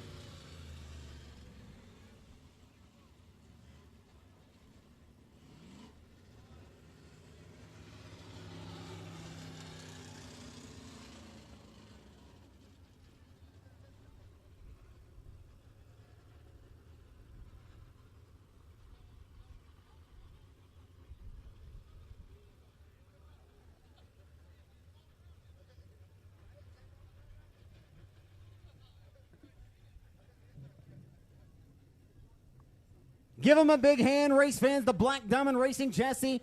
Great late models tonight here at 67. Lay it all on the line, going 3 wide. A nice salute to you, great race fans, for sticking it out with us to this juncture.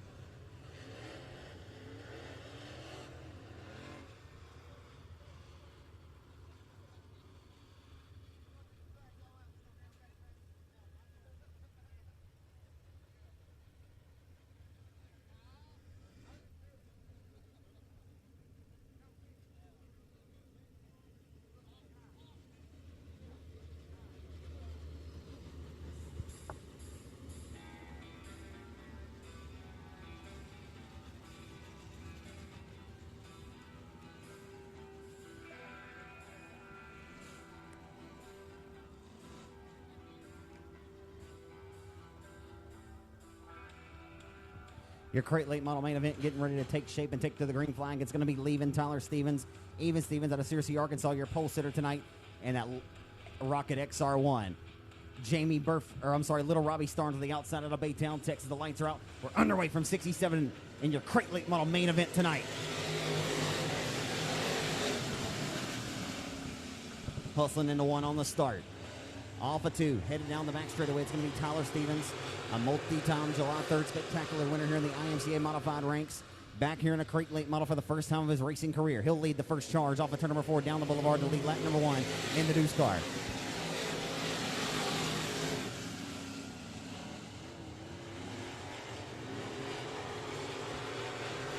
Heading into 3, John Mitchell with a nice bold move there to cross up in front of the nose of the 19 of Burford. He'll go to 3rd off of turn number 4. Burford sliding back to 4th, relegated there. Still inside of the top 5, right behind Burford in the number B17 is the freight train. Brandon Ball rolling like a locomotive. The 5C of Brad Couch right behind the number B17 of Ball. Just outside in the 7th spot. They're going to be in the car number 15 of Clayton Stuckey, the 17-year-old racer. As they exit corner number 4 and head down Main Street into 1, it's all Tyler Stevens all the time at this juncture. On the front straightaway into turns 1 and 2. And heading off of 2 down the back straightaway, little Robbie Starnes up on the top shelf of the racetrack. John Mitchell trying to work the wheel and work it well. Trying to win one here in front of the hometown fans tonight. The Catman of that Healthcare Express, WW Timber, Kaiser Manufacturing, Integra Shocks and Springs, Kenneth High Performance, number 5. As John will have a race right here in his home track in remembrance of his late great father, Kenneth Mitchell. And that Kenneth High Performance, number 5 of John Mitchell, will be a great way to pay tribute to his late great father, who long time turned the wrenches and was one of the very well respected guys behind the scenes here in the racing scene. As we head down the front straightaway into turn number 1. I did want to mention, as Kimberly Mitchell reached out to me tonight and wanted to make mention of Jody Reap and his family. Jody Reap lost his father earlier this week and didn't want to forget about him during the prayer earlier this evening. He had so much going on, but Jody Reap, we love you. Just wanted to think of you, and sorry to hear about your father. We know you lost him on Father's Day, man, and we love you and hope everything's going well for you and everything will be better in the moments and days to come. As off of turn number 2, Mitchell nearly caught the Ute tire that time. As right now, this one not much of a battle here. As track taking maybe just a little bit of rubber, as it's all Tyler Stevens who has set up shop and set sail on the competition as he's working all the way down to turn number 1 this time in the deuce car. Right around the skidder tires. You couldn't slide the Holy Spirit between his left front and the outside of those skidders. As now Baytown, Texas racer Robbie Starnes looking to head back to Baytown with a little few extra dollars in his back pocket for his efforts tonight. As wants to come out of here with a victory, but anyone wants to get up there with the 2 of Stevens, they're going to need a caution or a heavy set of lap traffic to impede his progress, because right now Stevens is the man out front on a mission, as he has oftentimes performed, well, he performs very well at this racetrack, and it's going to be a hard fought-pressed victory to take it away from him here tonight. Off of 4. Down the front straightaway, battle for a second at the line. It's the Catman, John Mitchell, trying to reel back into 25, but they had a hell of a battle and heat race action earlier here tonight. Working down into turn number 3, looking at your race leader, who's about to approach telling the lap trap of the 15 of the Lucas Oil Products Swing Construction entry, as we're already 10 in and 10 laps to go in this 20-lap affair for the crate late models tonight here at Texarkana. Tyler Stevens, a nearly entire straightaway advantage as he exits corner heads into turn number 3, adjusts the 25 of Little Robbie Starnes exits, and now rolls into turn number 3. Lap traffic up in front, the 15 of Stuckey at the flanks into the Stallion Transportation Group, number 2 of Stevens. The man behind Razor Edge Racing Graphics just saw one of his cars in that 5F. A nice looking machine for Drake Finley go to victory lane. As tonight, the 2 of Stevens sponsored 8 fans general admission. And got to give much respect and hats off to that, as Stevens sponsoring 8 great race fans admission into tonight's event. As we exit corner number 2 and head down the back boulevard into 3. Heavy set of lap traffic of which to contend with for Stevens. But the battle for second, as John Mitchell trying to find something. Tracks just take a little bit of rubber here at the late juncture of tonight's racing program. Mitchell's going to search the racetrack, go up to the top shelf. This time can't find enough momentum. And right now continues to be Tyler Stevens working in the back of lap traffic. Lindsay in front of him. As Starnes second, the 5 of Mitchell, who's going to go back to the top rope and try to find something. Who has about a 3 or 4 car length advantage over the 19 of the high side hustler, Jamie Burford. As the 15 of Stuckey's expired his Lucas Oil Racing Products Swing Construction entry. And behind the number 19 of Burford, rounding out the top 5 right now, is the B17 of the freight train of Brandon Ball. Just outside of the top 5, 6th is the Raleigh Auto Parts Couch Jewelers number 5 seat of Brad Couch. And this one's going to be over before we can even think about blinking. We're 5 laps to go. 4 laps to go the next time by for the number 2 car, Tyler Stevens.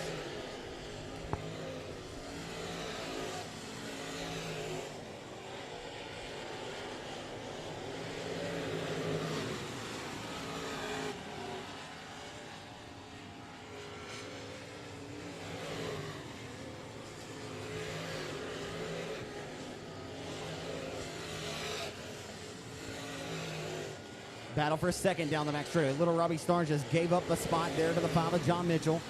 As working down to it, 3 laps to go this next time.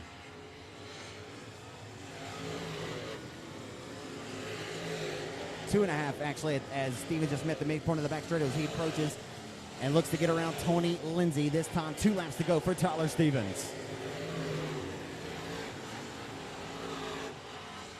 And an absolute bend over the knee tail spanking tonight of a taking to the competition to the woodshed for the driver who's getting ready to see the white flag and a caution-free affair here tonight at the Mandeville Oval. The white flag comes out for Even Stevens, Tyler Stevens, the Rocket Man in car number 2.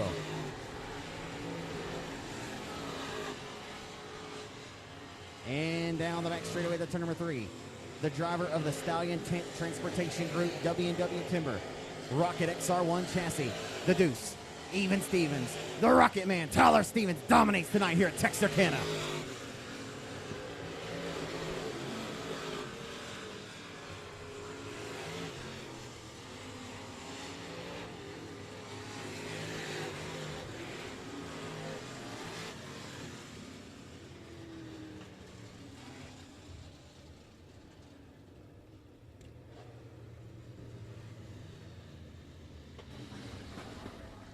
Well, sometimes drivers just dominate and make them snoozers, don't they?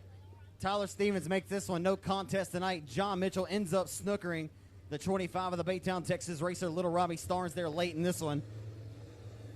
As Mitchell will come home the bridesmaid tonight in the Healthcare Express WW Timber number 5. As it makes a 1-2 punch for WW Timber tonight.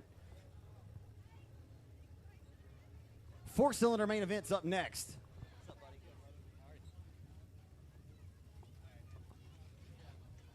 All you great race fans that are headed out, we do have one last race, but we understand if you're headed to the house. We want to thank y'all so much for choosing 67. What's up, man? Doing all right? Yep.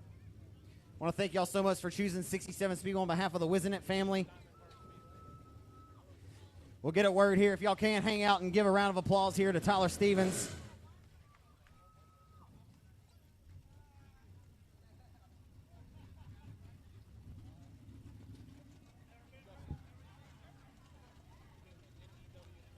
And the TylerStevensRacing.com, Hoosier Racing Tire, Stallion Transportation Group, Swift Springs, Joe's Racing Products, PFC Brakes, P&W Sales, Integra Racing Shocks, Razor Edge Graphics, WW Timber, J. Dickens Racing Powered, number 2 car to Searcy, Arkansas, multi-time July 3rd spectacular winner here in the IMCA modified ranks. Always shows out in style. He loves this racetrack, always performs well. And tonight, the Rocket Man, Tyler Stevens out of Searcy, Arkansas. Back to 67 Speedway, victory lane.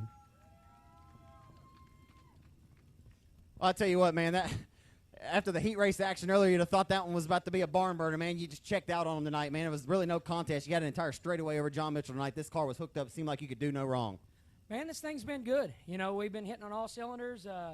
Just got back from vacation at midnight last night, so got everything together and shot up here. I always love coming to 67. They always got a packed house and a really good group of fans, and so we like coming up here. And Duke and everybody has done an awesome job with the racetrack, so hope everybody keeps supporting them, and I know we're going to. And good night. You know, first night out on the new surface, and everything went fairly well, so we're going to keep digging. Between your IMCA modified success here, what is it about this racetrack that really fits your driving style?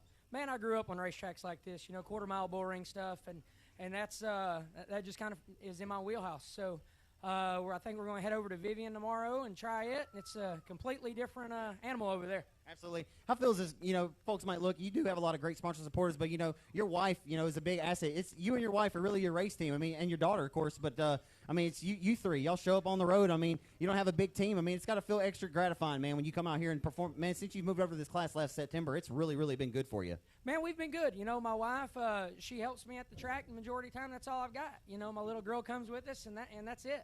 My wife and little girl are both at home sick. So my dad came tonight. You know, I grew up racing with him every weekend, and it's awesome for him to get to come out and race with us for a weekend, and hopefully he'll stick around. Mention all those great sponsor supporters. Let's hear about all those great folks. Man, WW Timber, Billy's here. I'm glad he's here to see a good win. And Stallion Transportation, PFC Brakes, Joe's Race Products, Rocket, Morgan Bagley at Mobac Suspension. He helps me more than anybody will ever know. We talk 5 or 6 times a week, and he's a real good friend and helps my program a lot. And without all these people, none of this would be possible. And I know thanks on behalf of 8 race fans tonight for you sponsoring 8 folks to get in general admission free tonight. That's pretty cool. Class act on your behalf tonight, Tyler. Thank you for that as well. Man, no problem. I enjoy seeing a packed house, and whatever we can do to help make that happen, we're all in. On to Vivian tomorrow. Best of luck to you over there, man, and congratulations on a big win tonight, my friend. Thank you, man. I appreciate it. Give it up for folks. The Rocket Man, Tyler Stevens, scores your crate late model win tonight.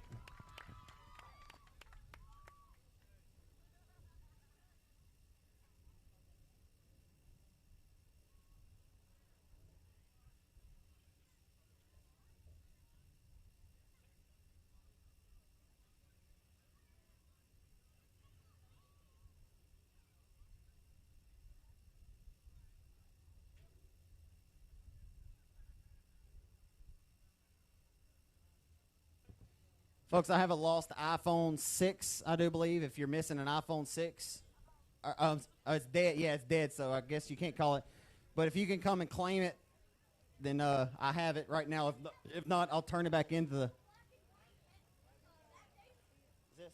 Yes, that's fine. Okay. All right. There it is.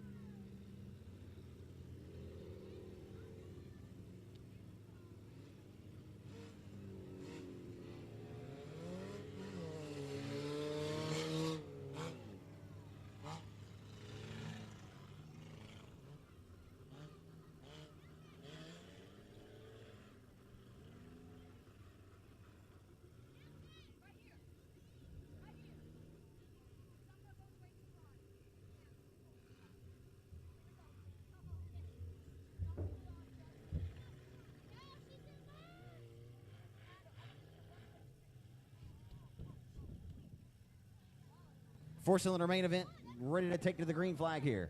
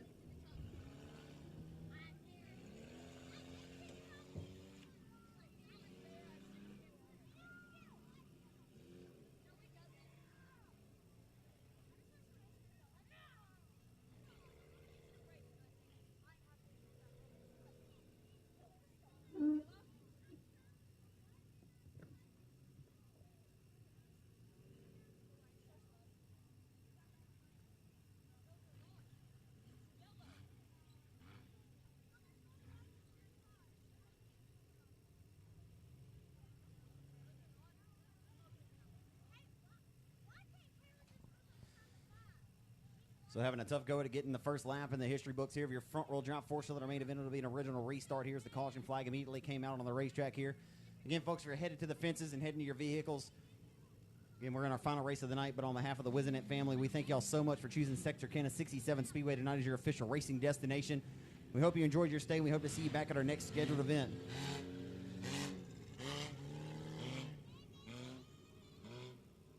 We will be in action here next Friday night, folks, so y'all be sure to bring some friends with you. Let's pack these stands out and show the Wizenit family how much we appreciate them and the great facelift they've given to this racetrack.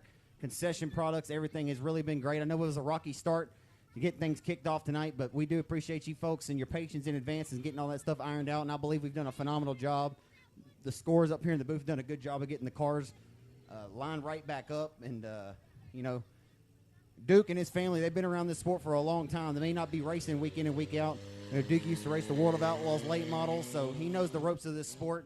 And with guys like Blake Murphy, you know, behind the charge, Katie, the entire group, you know, Mr. Bill, they know the sport, and it's only going to get better from here. So we do appreciate you folks and your support as we look forward to great things here at 67 in the future.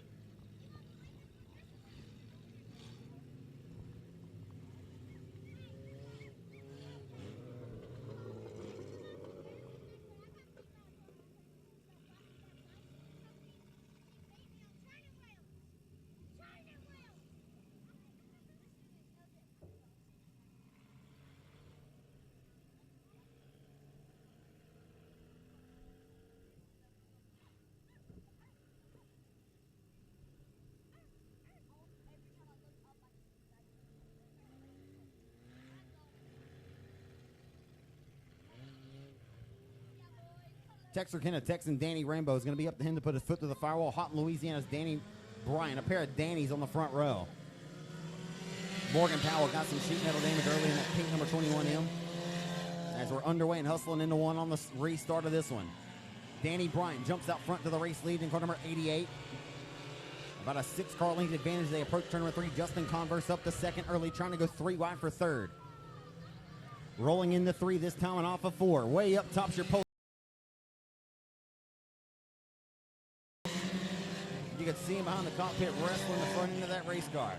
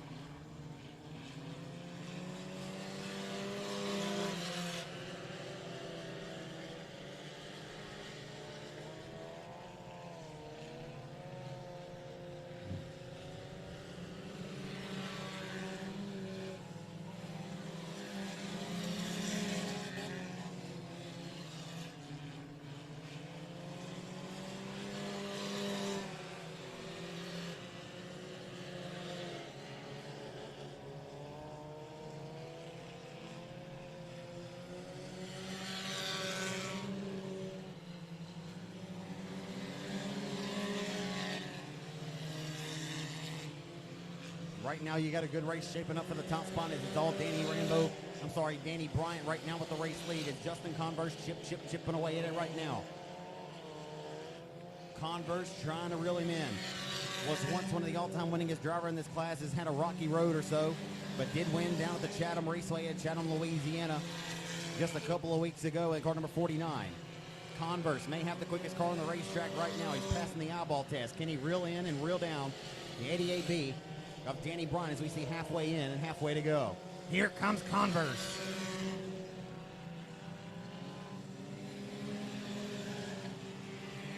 Justin Converse down the back straightaway for the race lead as they approach turn number 3. One lap pass halfway this time. Bryant feels the pressure. He turns up the wick and dials it up and heads off into turn number 1 with lap traffic in front. It'll be the 21M of Morgan Powell impeding the progress. Where will he go and where will he hide? Here comes Converse for the race lead. Justin Converse for the race lead. Into turn number 3. 2 lanes wide in front. Where will the leaders go? Way up to the top ropes goes Bryant. Around the hub of the racetrack goes Converse. Through lap traffic they come. You never know what's going to happen in the four cylinders. Converse goes in the top ropes, and they'll get around lap traffic now and now set the score between themselves once again as they have clean racetrack ahead to duke it out between themselves. It's 88 and 49 for the race lead. Converse drives it in deep. Nothing cheap about it. As he hustles down Main Street back into turn number one, Converse trying to reel back in Danny Bryant, who lost everything that he gained. Lap traffic doesn't appear that it'll impede the progress as we work down to it. 2 laps to go, this time by for your race leader, Danny Bryant.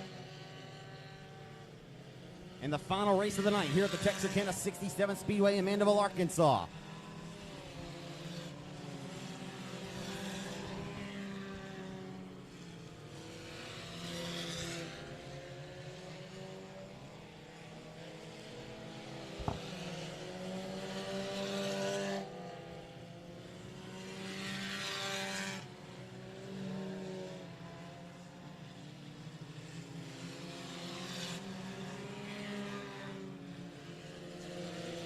Down the back straightaway for the final time in the turns 3 and 4. From Houghton, Louisiana tonight, the driver of car number 88 will score his first ever win tonight at Texarkana 67 Speedway. Danny Bryant scores the win in 88.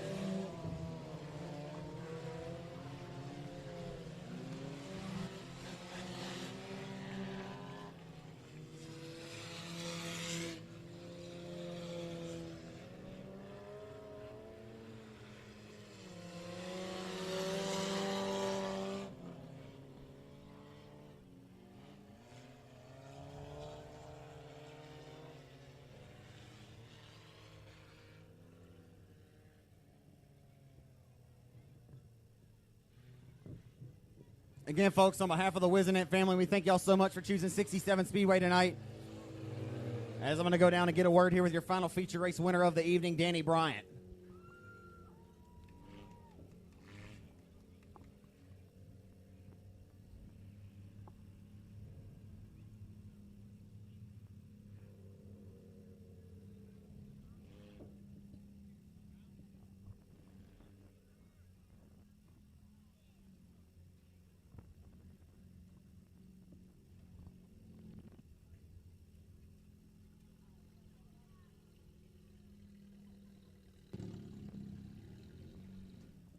And this Trent Foxworth Welding sponsored Club 20 suspension, Marcellus Motorsports, number 88. How about a hand all the way from Houghton, Louisiana? Danny Bryant scores the 4-cylinder win tonight. Straight out of my hometown. I'll tell you what, Danny, Justin Converse really made you work for that win, man. Lap traffic got a little hairy there. Oh, yeah, I didn't know that was him behind me, but I knew he'd be coming. You know, it's his home track. Yeah, he's always a tough customer. Oh, yeah, and he come from the back, I think. Yeah, he's always quick here for sure. Man, it's been a real good run for you, man. About the last year, it seems like you've won now at every racetrack you've contended at. Well, this is number 4 this year. First time I ever raced this track. I like it. It's different. It's different than Boot Hill. Yeah. Arkansas, you know, it's different. I like it. Where you headed tomorrow? Vivian, Arkansas. Absolutely, try to double up on them. Oh yeah, yeah. Absolutely. It always feels good to get a win. Far from home, first trip ever to this racetrack. That's right. Let's hear about all the great folks that help you out in this race car, man. Marcellus Motorsport, R&D Small Engine, F1. Bubba McKitchen, Chris Burrows, Stevie McKitchen. I believe that's it. D&D Power Washing, Foxworth Welding. Can I hop in and take it for a spin? I don't care. Hey, man, congratulations. I hope to see you back here on more Friday nights.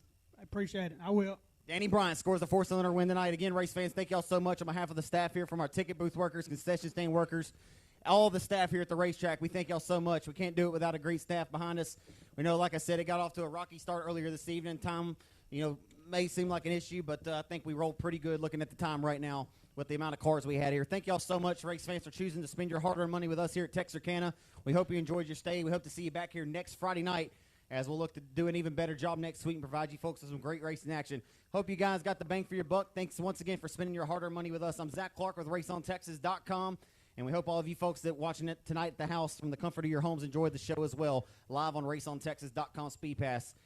Like I always say, everyone, please be safe driving home. Drive fast, take chances, but be easy with it. Be blessed and be a blessing. We'll see you at the next event. Everybody take it easy.